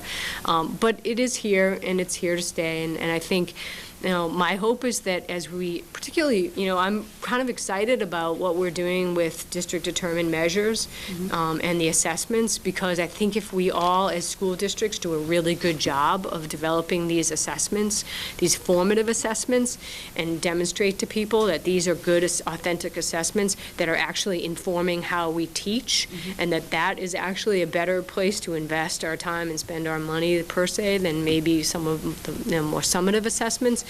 That maybe folks will see that these assessments are having the desired outcome and pull back a little bit and say, I think we'll always have these accountability systems and these standardized tests to be able to have that comparability, so we know that, a student in Wilmington and a student in Reading, they're both, are they getting a good education, and what is the determinant of that? But maybe, get to a point where we're only doing standardized assessments, 3 times during a student's career instead of what we're doing now. But people are going to have to feel really confident that we are assessing students and that the results that we're reporting out, whether they be our internal assessments or some other assessment, that they're valid and that they're reliable and that they're really, good predictors of student success. So I certainly understand that. Park is kind of a necessary outcome of this change to these curriculum frameworks. I mean, we have to change the way, if we're going to change the curriculum and change the instructional strategies and change the way that we engage students in their daily, the way we check for understanding and check for knowledge and kids working together, working through problems, and the way they do that, then that tool is going to have to change. The thing about Park, what people are hoping is the good thing about Park, is that we might get the information sooner. Anything that can make that summative information more formative is certainly going to help.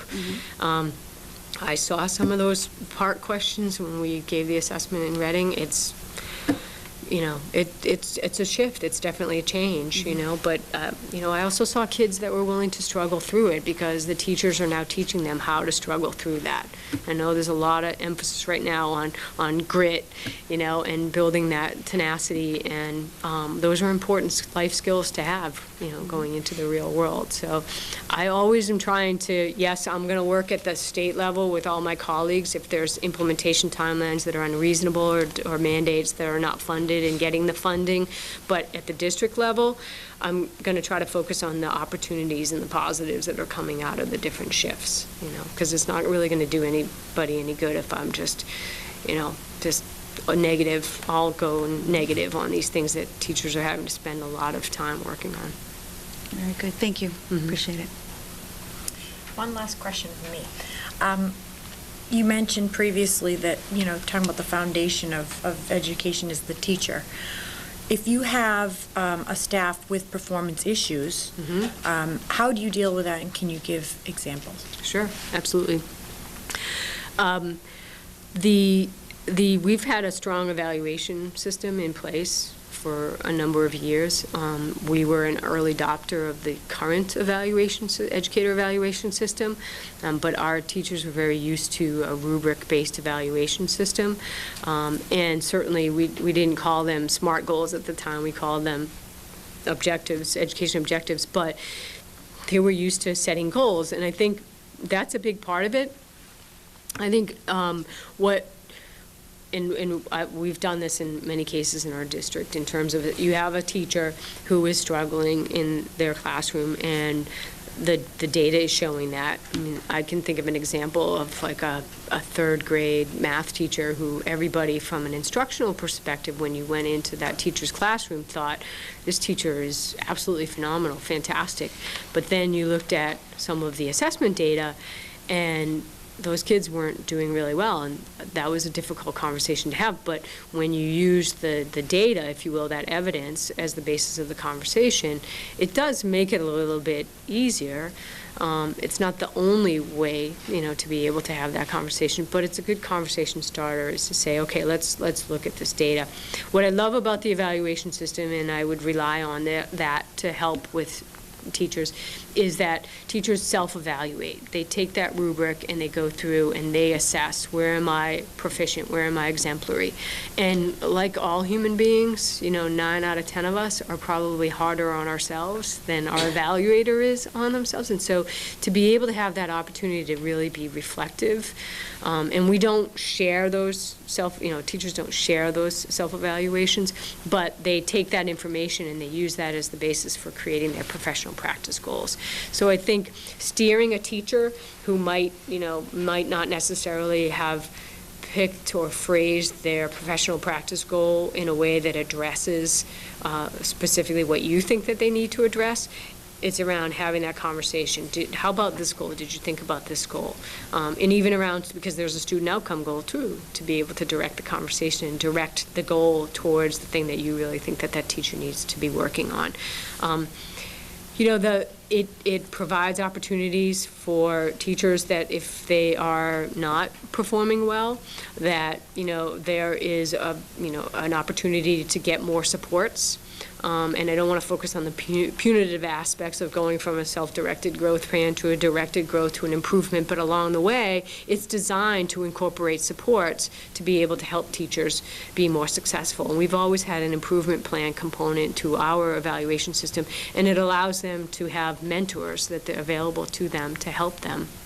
Honestly, I've had to help principals and facilitate conversations that eventually led to teachers finding an appropriate exit ramp to exit the profession. And it's a difficult conversation. It's difficult, but a lot of times, and it hasn't happened often, but the times it has happened, I think that the teacher has recognized that despite all the attempts to support that teacher, despite everything that we've done, that whether that teacher is overwhelmed or just is, not a good fit or whatever, that we've had to, find a way to have that conversation, to, as I say, we call it, exiting that teacher. And sometimes they've left the profession, sometimes they've left the district. Some districts are more difficult to teach in than other districts. It has to do with just how they're supported, the level of parent involvement, all sorts of factors beyond just their own skill set that can impact how successful a teacher can be.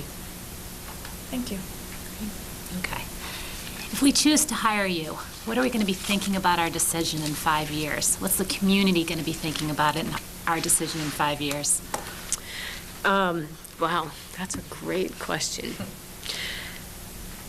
My hope is that in 5 years we're, thinking about, how do we keep her on board for another 5 years? That things are going so great. How do we continue to provide that support to keep the schools on the direction, on the path that they're going, that they're doing a great job? How can we support her to continue to do the great work that she's doing? I'm here, if I'm fortunate to be the person you select, for me, it's about tenure, and tenure is important in terms of the school improvement process and the district improvement process. So I'm here to stay.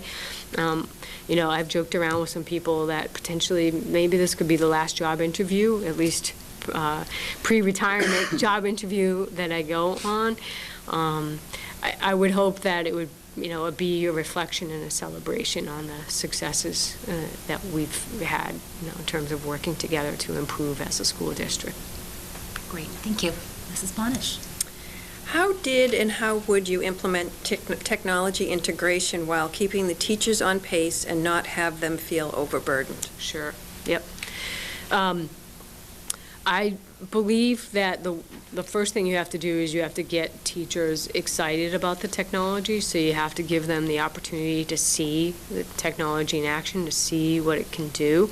You know, depending upon the level of engagement around that right now, there are some opportunities, and there's some great conferences like MassQ that are all focused on, you know, technology and technology integration, and sending teachers who are most interested and intrigued in learning about technology and infusing technology to those conferences so they can get ideas and see how that's done.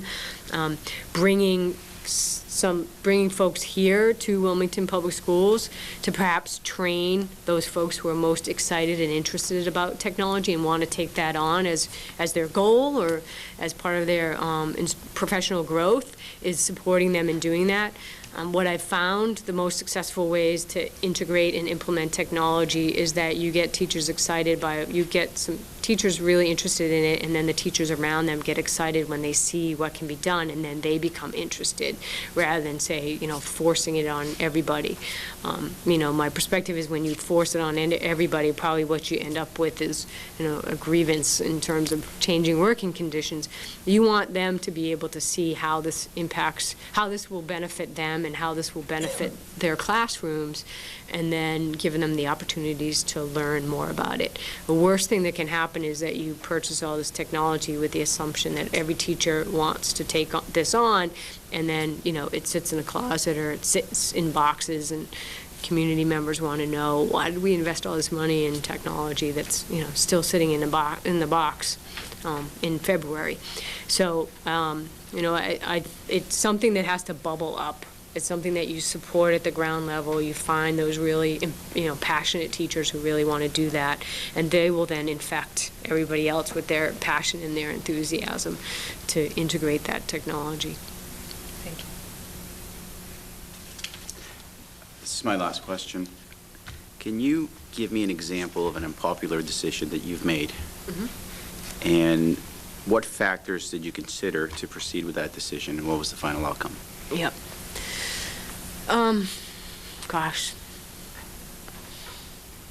I'm trying to think of one that was different than, I was asked a similar question by the screening committee when I came in for the screening interview. So I'm just kind of trying to find a different example of that.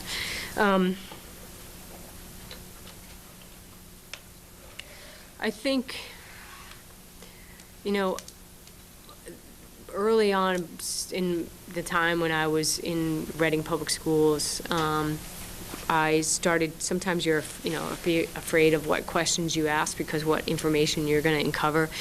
But I began to ask some questions about some of the activities of our parent booster organizations, and I was concerned about sort of the legalities, if you will, of some of what was happening with our parent booster organizations. I think that my first inclination and the first thing that I wanted to do is kind of to say, you know, no, we're not going to accept that donation from this parent booster organization because, you know, you have not registered as a public charity with the Attorney General's office and you don't have a separate banking account. And I tried to take a stand because I thought that I was kind of protecting the district in terms of a liability position. And what I realized very quickly that really what I was doing was really kind of hurting our students because this was funding that was going to provide extra support to a lot of the programs that we were implementing. So I took a step back, and through conversations I had with superintendents and a couple of the parent booster people that I had built strong relationships with, and I said, look, here's my concern. My concern is that you're paying people under the table, so you potentially could be putting them at risk of violating, you know, tax laws. You've got this bank account set up under somebody's name with $20,000 in it. Are they reporting that, you know, on their taxes? You know, here's the concerns I have. And what we came to together is what the school district really should do and should be doing is putting together a set of guidelines. Now, I'm not an expert in how to set up a charity organization or how to apply for a 501c3 or how to get a tax ID number from the IRS. But they needed that guidance, and we have a lot of parent booster organizations in Reading. And so what I did was I did the research, with myself, my team, we did the research to figure out what are the steps that somebody needs to take to be able to follow through and create a legitimate, parent booster organization. And we put together a set of parent booster guidelines, and a lot of my colleagues from districts have taken that and used those as well. I think it was a service kind of to a lot of other school districts as well. But it was a set of guidelines that now parent booster organizations understand exactly what the process is that they need to follow, and rather coming at it from more of like the punitive and, you have to do this or we won't do that, learning that I have a role to play to educate these folks on what is the proper way to go about this. So, I think I took the right steps to be able to kind of reverse that approach and turn it into a positive. I have some really great relationships now with most of those parent booster organizations, conducting meetings on a regular basis as there's turnover in leadership to help them understand this is the guidelines you need to follow. This is why we're not in the business now. We're in the business of enforcing them, because these are all regulations that are put upon you by other government agencies. But we do feel like you're doing all this great work of raising money to support our programs. We have an obligation to support you to make sure that you're able to do this in a way that's protective of all of the folks who are participating. Thank you. I think I'm all set for this evening. You're all set. Okay, I think we've exhausted the question period. I'm exhausted. Would you care to make a closing statement? Yeah, I think more than anything, I just want to really express my gratitude for you advancing me to the stage of the process. I've found it to be a great process. I think, while I've certainly learned a lot about Wilmington, the community, and the school district, I think it's been an opportunity for me to learn about myself as well. And, if you had the opportunity to know me, you will know me that self-reflection is really important to me. So this has been a great process. And you have such a great district. The staff were so warm and welcoming, and every single person, smiled, the hellos, and introducing themselves. And I would be very excited. I still feel very strongly, with everything I've heard and everything I've learned, I still feel very strongly that I could certainly help the Wilmington School District become the district that it wants to become. And I've heard a lot of feedback, and I think I have some sense, but I would be so excited and enthusiastic to be able to take on that role for you all and serve in that role. So I really just want to say thank you, and how much I appreciate even the relationships that I feel like I've built with you guys just throughout this process. You've been great hosts to me, and it's been some great conversation and dialogue, so thank you. Great. Thank you. We appreciate you spending the time. Sure. We know it's a long day. Yeah, absolutely. It's an important decision, so it warrants a long day. Yeah. Thank you so much. Yeah, absolutely. Thank you.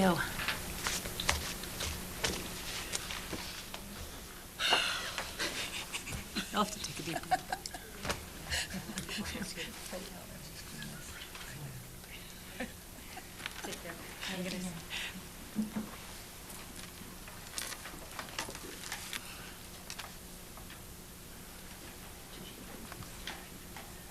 Yeah. Okay, at this point, the school committee is going to take a quick recess, 15 minutes or so we can breathe a little bit, maybe a bio break. 10? Okay. Thank you. Thank you. Start out by saying that this has been a learning process for me, certainly. When we first had the process outlined to us, I wasn't sure how this was all going to work. It's been long. There's been a lot of hours put into this. We all appreciate how huge of a decision this is, not just for the Wilmington School Committee, but for the Wilmington as a big community. But I have to keep reminding myself as I make decisions, who am I doing this for? And I was here for a few hours today, and then I left, and I needed to spend time with my kid. And that's what I was doing this for. I needed to go out, spend time with her, and she reminded me, I'm looking for who's going to be the best fit to help my child be successful going through the Wilmington Public Schools system. So I put that out there. I want to thank my fellow school committee members. I'm glad we're all still speaking and like each other at this point. I also appreciate all the input that we've heard from the administrators, the staff, and the community as a whole, because that does help us make a decision, and we recognize all of us have a stake in this. Okay, so I think how we're going to start this discussion, we're going to go down the line and just share some initial thoughts and see if we can come to some sort of consensus. We will probably need some more discussion before we take a vote, okay? And we may even have to vote on if we're ready to vote, okay? I'm going to put Mrs. Burns on the spot and start with her. Okay, how do we, I'm not quite sure how to start this off. I'm one who likes to crunch on things, so this, I have to say I was very happy with the level of candidates, very impressed, and I think besides this final interview process and their visits to us, I thought it was very helpful to actually see them in their element and just see, compared to what we have here in district. That being said, I got to tell you, like them all. If we had a spot for each and every one of them, I'd be, very happy to, to have all of them in the district. And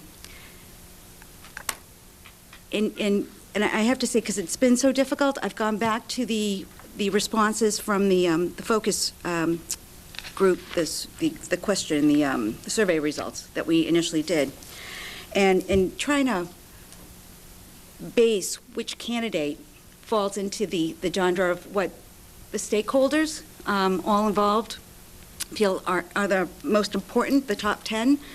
I have to lean towards Dr. Bergeron.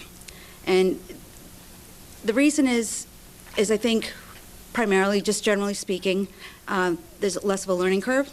That'll be, and I think in all, looking at all three, everyone's going to have a learning curve, but it'll all be a different learning curve. There's nothing that she hasn't already done and has ample experience in, from special education to the DESE and compliances and accountabilities, teacher evaluations, working with municipalities, building a strong financial budget and fiscal responsibility.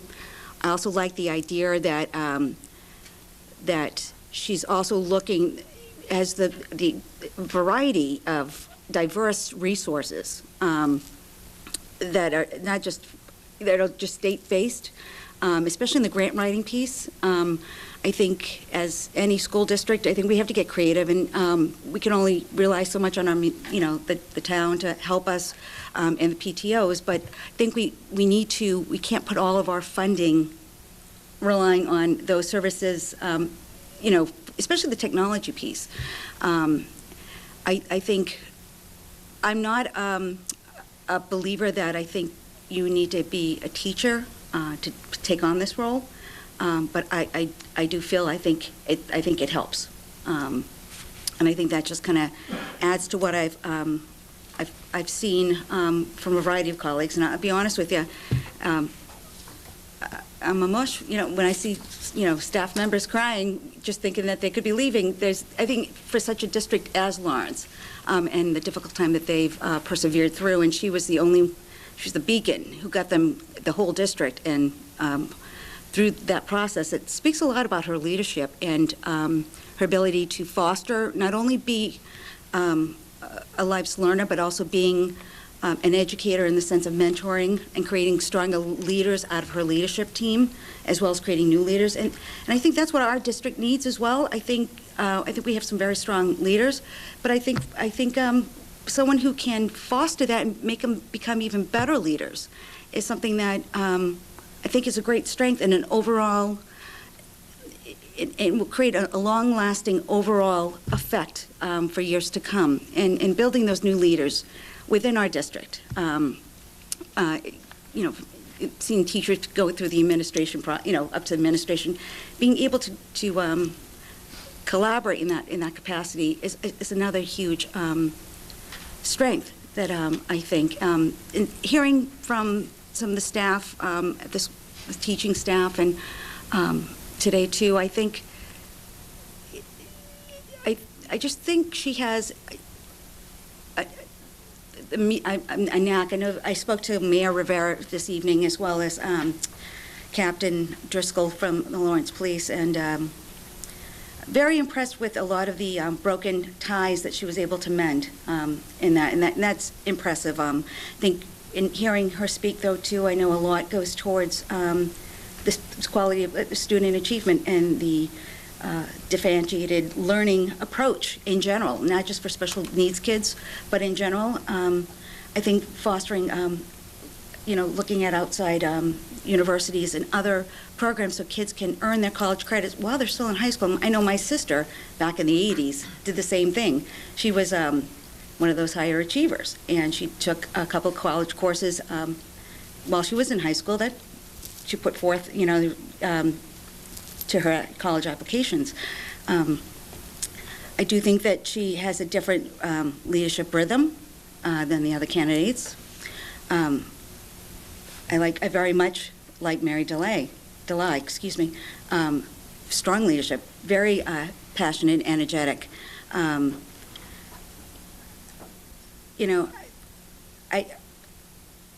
know I didn't ask it because I kind of wanted to keep it free, open perspective, but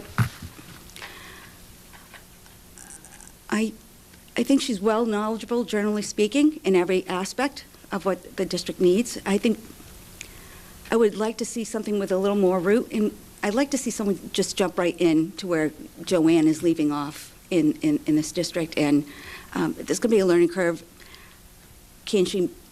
Do we have time for Mary DeLay to make that learning curve? I think so. I just don't. I guess you could say I have my reservations with regards to the educational piece, approachability aspects with dynamic personalities. Not that she couldn't handle it, because I have every faith that she could. I think she's wonderful. And I think she comes with a whole other toolbox that I think would be a benefit to our district. I just don't. I would like to see a little bit more focus on special education. And special education isn't just about kids with cognitive and physical and developmental needs. It's kids with basic learning disabilities. And speaking to that and mentoring in those. I don't know. I like the mentoring piece. I think that's something, because I see that as something that it's like planting a seed and watching it grow. It'll come back, and the benefits of it is a long-lasting benefit in creating, stronger leaders. I'm still crunching it. I apologize, because I'm kind of thinking out loud, and I sound more scattered than I do in a organized formula. But let me start there and then let it all roll on. Then we can go from there. Thank you. Just to go with something you were just talking about, MJ, what I disagree with what you were talking about was, I disagree that Ms. DeLay would have a larger learning curve than Dr. Bergeron, because you're talking Lawrence, Wilmington, apples and oranges. And I'm talking positions. I wasn't talking No, I understand. I'm saying, but I think that no, not at all. But I think that the learning curve, I think, would be really no different. And you're talking from somebody that I was with you at that district visit. Mm-hmm. Absolutely, highly respected everything that everybody had to say about Dr. Bergeron. I have tried to keep myself as open-minded as possible during this whole process, not making myself make a decision before I had every last interview. Mm-hmm. And I'm glad that I did that. Dr. Bergeron, I highly respect her for what she has done in that city. Mm-hmm. They have gone through so much turmoil, and she has single-handedly helped to begin to turn it around. She's the only person that, when they went into receivership, she was the only person that they kept on in that district. She made tough decisions. She has to do those things.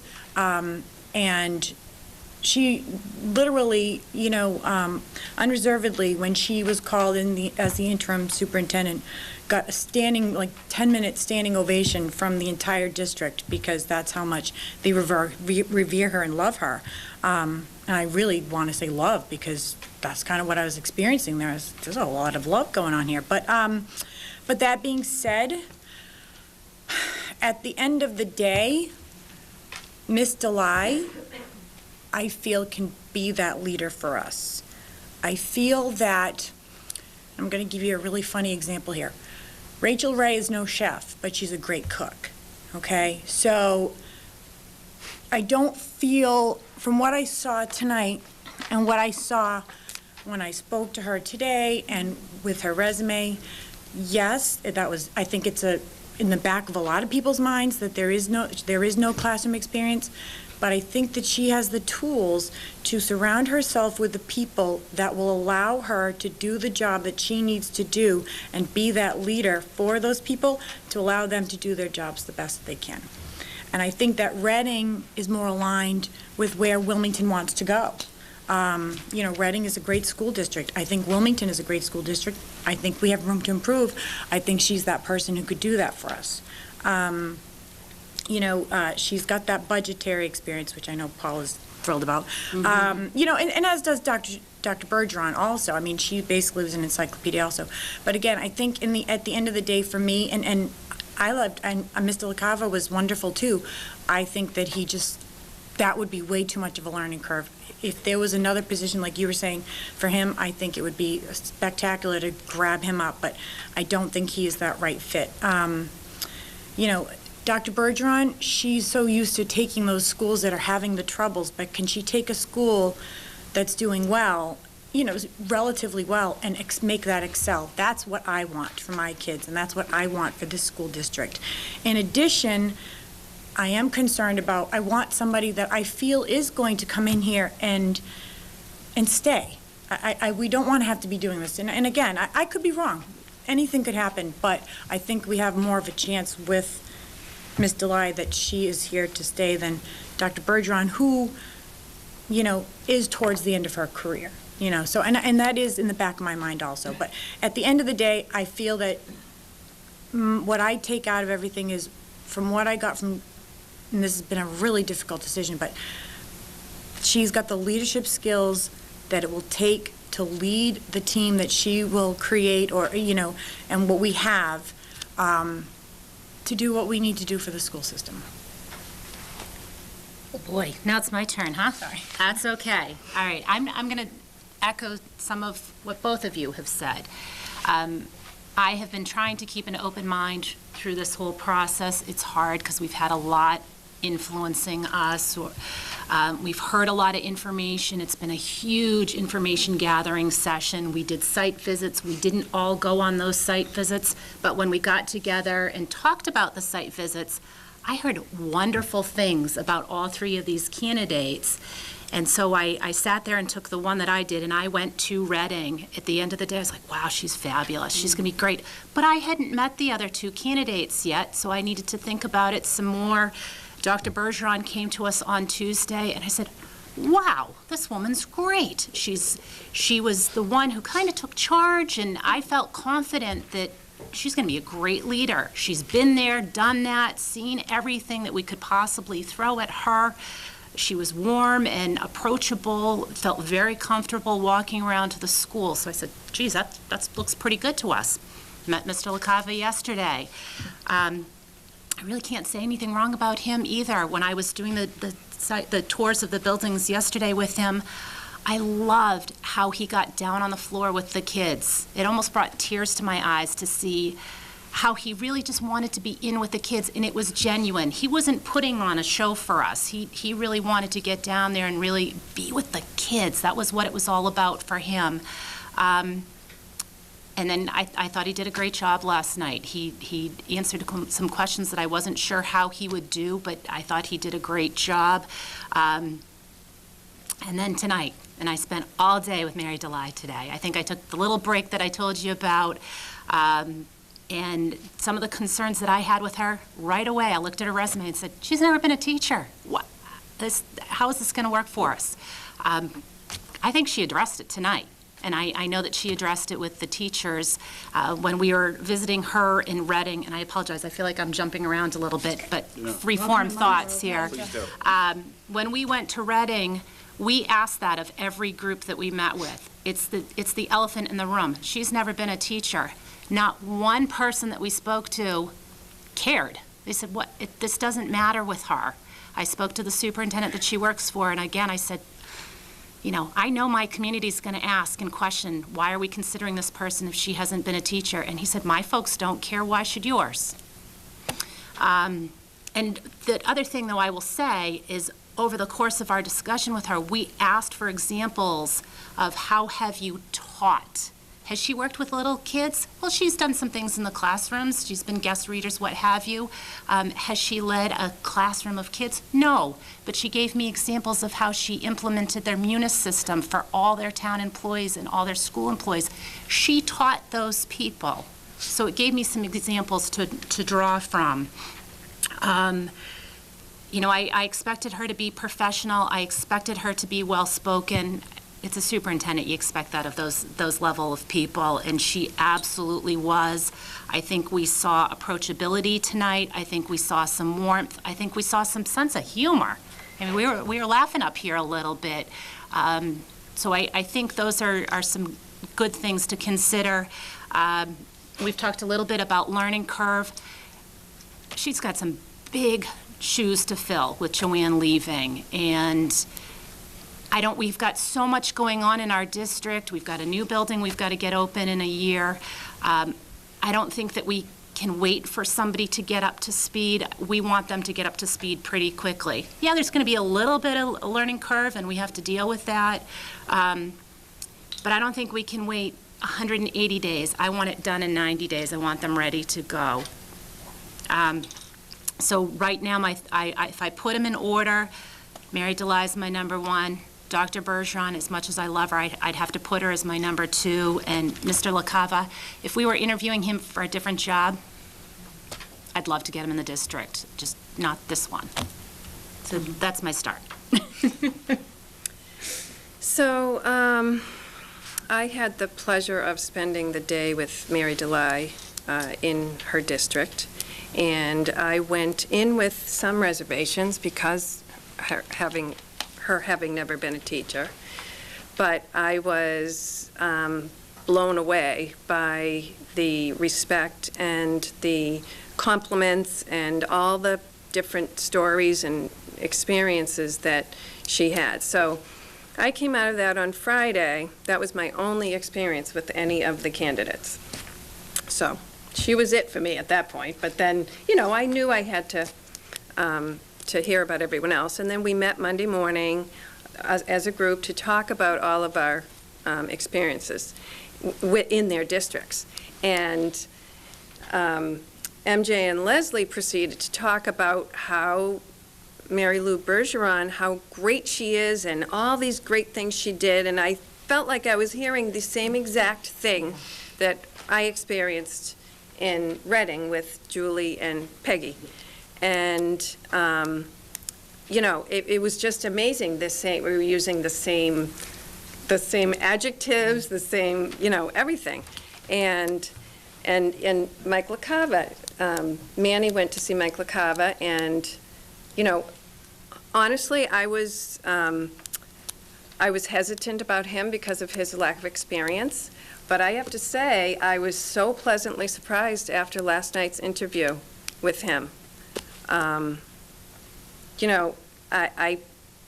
paper, I wouldn't consider him because of his lack of experience, at that level, but I definitely would consider him after speaking with him last night. So, as everyone has said, all three are very good candidates. I agree with Leslie, and I disagree with MJ about the learning curve. That's the first thing I thought of when you said that.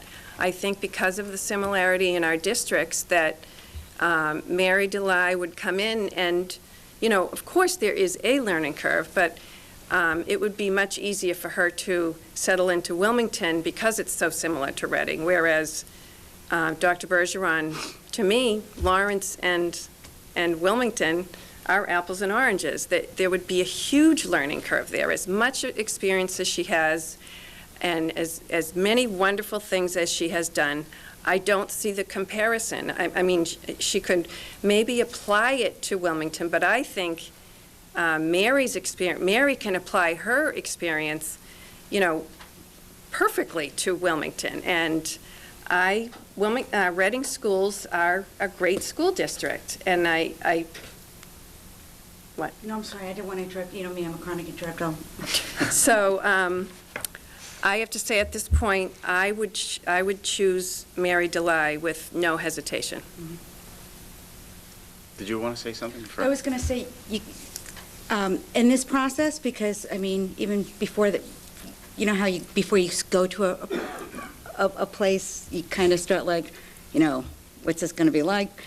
I found that you can't compare our district to Reading, you can't compare our district to Lawrence, because granted, we do have similarities that we can see, but we're not getting the district. Reading is not coming to work for us. Mary DeLay is coming to work for us. Dr. Bergeron's coming to work for us. What they've done within their districts, because they're, in the sense that they're collaborative teams, you know,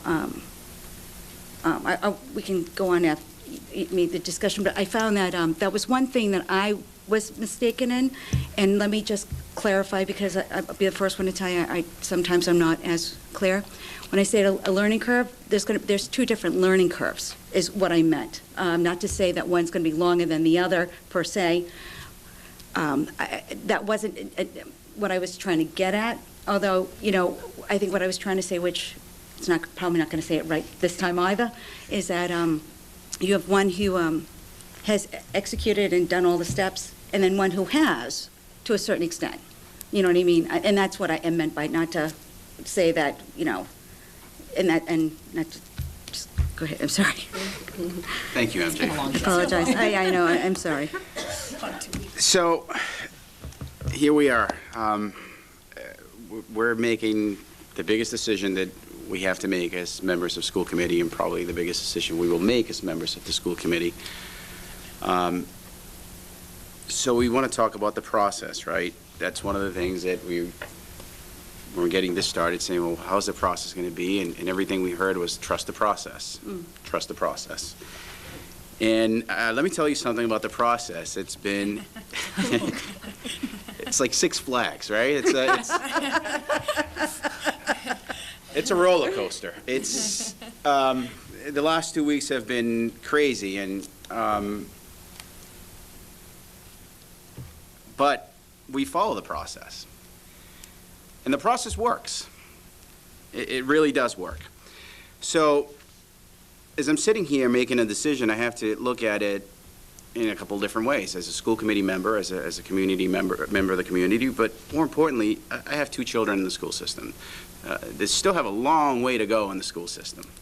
So I have to look at it as the person I decide or I vote for or I come up with, I have to look at it as the person that's going to lead the long term through the whole process that my kids are in school, through the whole time my kids are in school. So as the process started, going back to the process, there was the search team that met and filtered down the candidates. And I want to thank them, first of all, everybody that was involved in that team, because we were sent 3 very, very qualified candidates. When I first heard of them and when I first saw their resumes and looked at them, I said, what's going on here? We have an elementary school teacher. We have a person that is not an educator and hasn't had a background. So what's going on? So again, I've been reminded to trust the system or trust the process. So we keep going, trusting the process. And then we went to the site visits. And the first one was Dr. Bergeron, and the feedback that I got was phenomenal from Dr. Quick and Mrs. Burns. And I decided to make some phone calls to Lawrence. I know some teachers, some principals, and they've been there for a long time, and the feedback that I got was very, very positive, really positive. The next day, I went to Chelmsford and to visit Mr. LaCava's district. And I got to tell you, I walked away very pleasantly surprised. He's a genuine good guy that people really, really like in that district, and a really good leader. Is he ready to be the leader in Wilmington right now with the challenges that we have and the turnover, I guess, that we've been having and decisions that need to be made?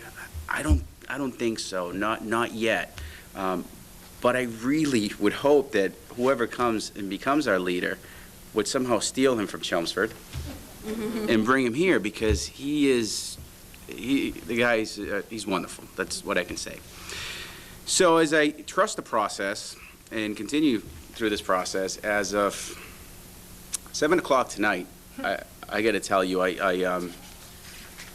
I was leaning and had been leaning towards Dr. Bergeron. Because of her experience, because of the feedback that I got, because of everything how she conducted herself in the interview process, how she conducted herself within the groups that she met with. So at that point, I really felt that she was a fit for the school, for the school system. There was a lot of influencing going on. A lot of feedback that I got from both sides, and I appreciated it. I took it with as best as I could. And then we came to tonight, to the interview with Mary DeLye. And I got to tell you, she impressed me, the heck out of me. She was very impressive, very intelligent. She answered questions direct, to the point.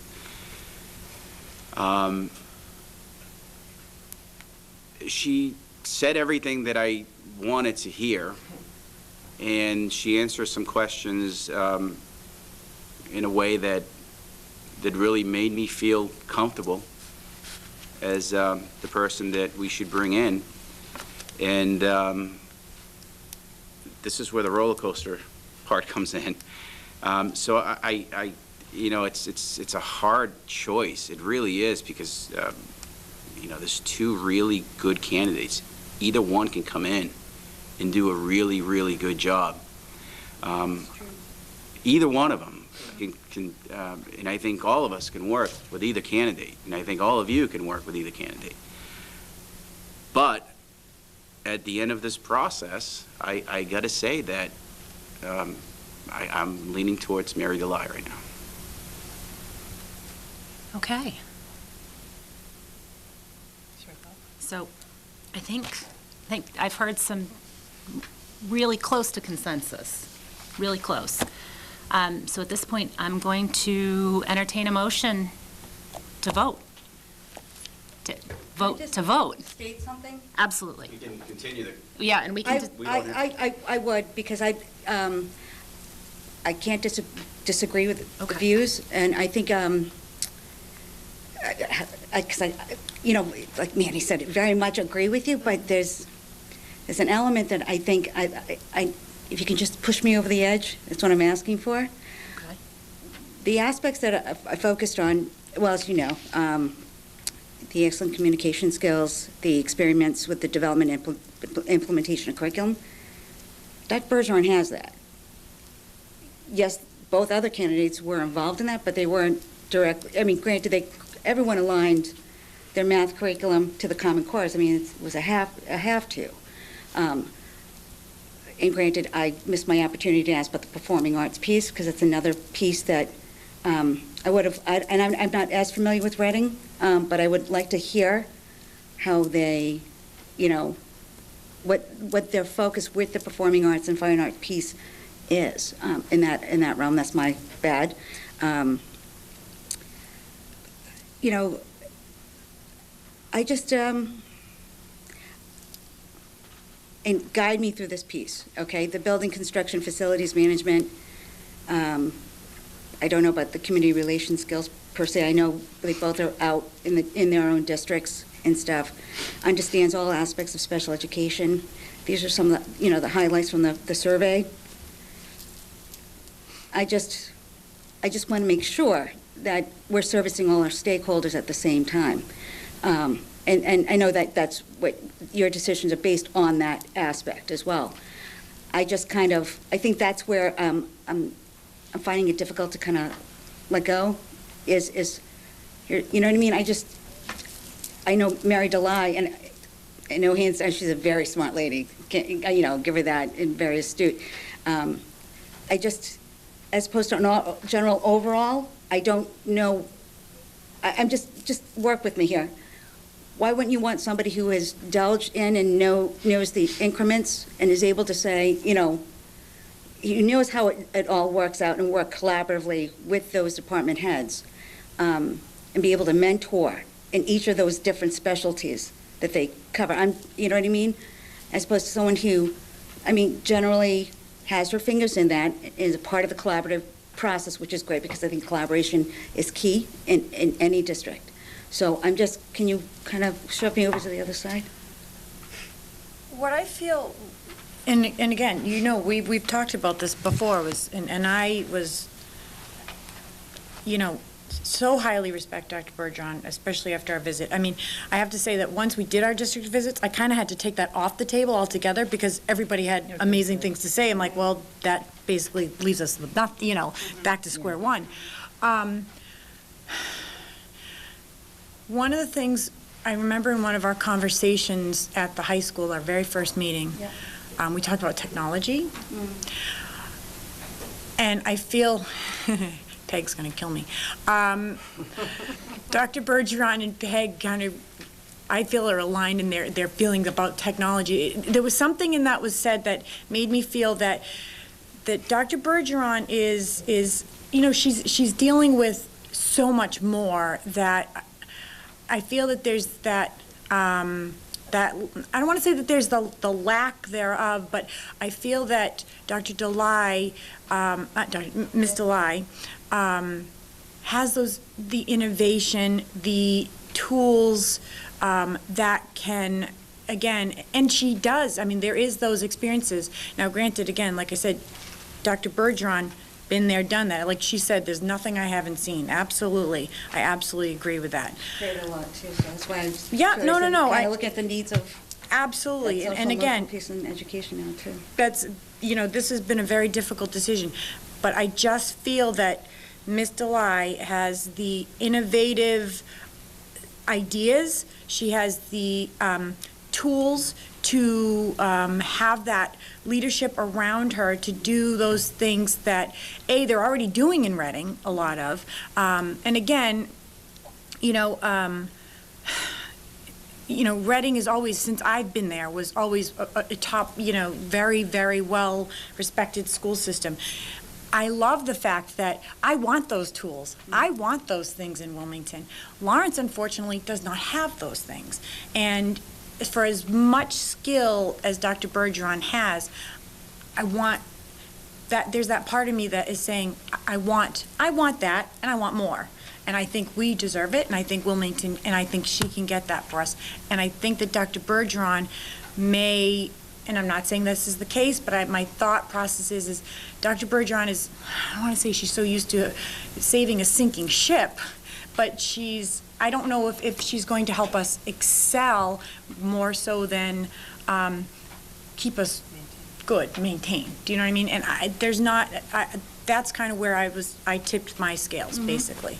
And I feel that there was, you know, she gave us specific examples where a lot of those things did occur that you were talking about, where she has had experience in those other areas. So that's why I felt that's kind of what tipped it for me. There was, during this interview process, we've had these questions that we had to ask, and I felt that I almost ran out of questions due to the fact that Mary DeLye would speak about a subject that we asked about and somehow roll it into something else that would have been a different question, but it's still relevant to that question, and then roll it into something else that was different than two questions, but still relevant to the whole conversation. And that, to me, seemed to me to be a person that was very prepared, thoughtful about what she was going to say, and that would be prepared when it came to doing the job. And that's something that tipped the scale as well. I found myself with 12 to 14 questions, and you would ask questions, and I'm talked about that, talked about that, talked about that. And the reality was that I don't know if it was planned or not, but the way she conducted herself, and she brought some of the way she approached the questions were really in a wide general area, but again, answering your specific question as well. So a lot of that was answered, and a lot of that, that sort of tipped the scale for me as well. And bringing specific when something was asked, even if when we didn't really ask for something specific, some questions we asked for, hey, tell us something really specific, what you've done. But in cases where we didn't ask for a specific example, she would still bring a specific example about what she's done to answer the question that we had asked her. So she was on top of her game tonight, and that's, I was just going to say, as Manny said, she was prepared. She was definitely prepared for this interview, but I think that she has prepared for this opportunity, and that she has spent these 10 years preparing for this very job. So it wasn't a matter of just preparing for an interview. She was preparing for this opportunity, and I think that it was a very deliberate preparing for 10 years. That's how I feel. I'll give you one example. Mrs. Bonish asked one of her early questions about thinking on your feet and what would you do if you got a call that there's an intruder in the high school. And I wrote down here, best answer of the three, because she took us through step by step of the process that she would follow. She came full circle. She talked about the support of the staff after the fact. That was huge for me. We know what's going to happen. Well, we don't know what's going to happen, but there's going to be some things that happen, and we've got some procedures in place. But what about day 3 afterwards? The other thing that struck me is she had an idea about how to work with the media. So that showed me that she could take charge. If there was something bad that happens, I felt very comfortable that she was in charge. She would tell us what to do. She would take care of us, all of us as a community. The other thing that I found today, I sat with her today at lunch, and Police Chief Bagonis asked her about her Alice experience, because Reading has implemented Alice, Wilmington has implemented Alice, and he asked her to say 2 things that she liked about the program and 2 things she didn't like about the program. And I was watching his reaction. She was right on the money, and I felt very confident. God forbid we have a bad situation. We're all set. No problem. She's got it taken control of. I wrote right down here, best answer of the 3, and that sold it for me right there. She's the only one that said she'd contact the school committee, too, of the 3 people. It's true, because we will hear it. Yeah, she said she wanted to make sure everyone was safe after the fact. She would address all of our vulnerabilities. Yeah, it was a very I felt comfortable that we're going to be taken care of. Any other thoughts? More questions? Did we get you to drop the ball yet? No, but Okay. I'll go with the consensus. Education's all about taking risks, and I certainly know those risks, so. Before we do that, I just want to thank Julie for all the work that you've done. Yes. She's Thank you put very in, much, Julie. Thank for all you you. folks that don't, she's done an incredible job, put in a ton of hours, and has kept the process going, flowing Thank you. smoothly. Thank So- you, and I didn't quit. I thought I might at a couple of points, but I stuck with it. Thank you very much for recognizing that. I appreciate that. All right, so at this point, I think I can ask for a motion to take a vote, to vote? Did I say that right? Yeah, okay. Yeah. All right. I take a motion to vote for Wilmington District Wilmington District Schools Superintendent. Can I have a second? Second. Okay. All right, go down the line. Do we need to have any more discussion? I don't think so. Okay. I'm going to go this way. Thank you. Ms. Yes. Mullis, on On voting. voting. On voting. Voting. Okay, yes to vote. Yes to Okay. vote. Yes to vote. Yes to vote. Yes to vote. Yes to vote. Okay. So now, But now we have to, vote. Okay, good. I'm sorry, I'm getting a little tired here. okay, little. A little tired, just a little bit. Make a motion. Yeah, go ahead. Motion to appoint Motion to the appoint. individual subject of contract negotiation. Thank you. Make a motion to, I'll ask for a motion to appoint Mary Delay, subject to contract negotiations. Did I say it right? Contract. Contract negotiations. I'll make a motion to vote for Mary Delay, subject to contract negotiations. Can I have a second? Dr. Quick? All those in favor? It's unanimous. Unanimous. Fabulous. Okay. Take a brief recess, conference, see if she accepts. Oh, yeah. Yeah, that would be a good idea, right? That's probably. Okay, thank you. I am very pleased to report, I just got off the phone with Mrs. Mary Delay, and Miss Mary Delay, and assuming contract negotiations work out fine, we have a new superintendent.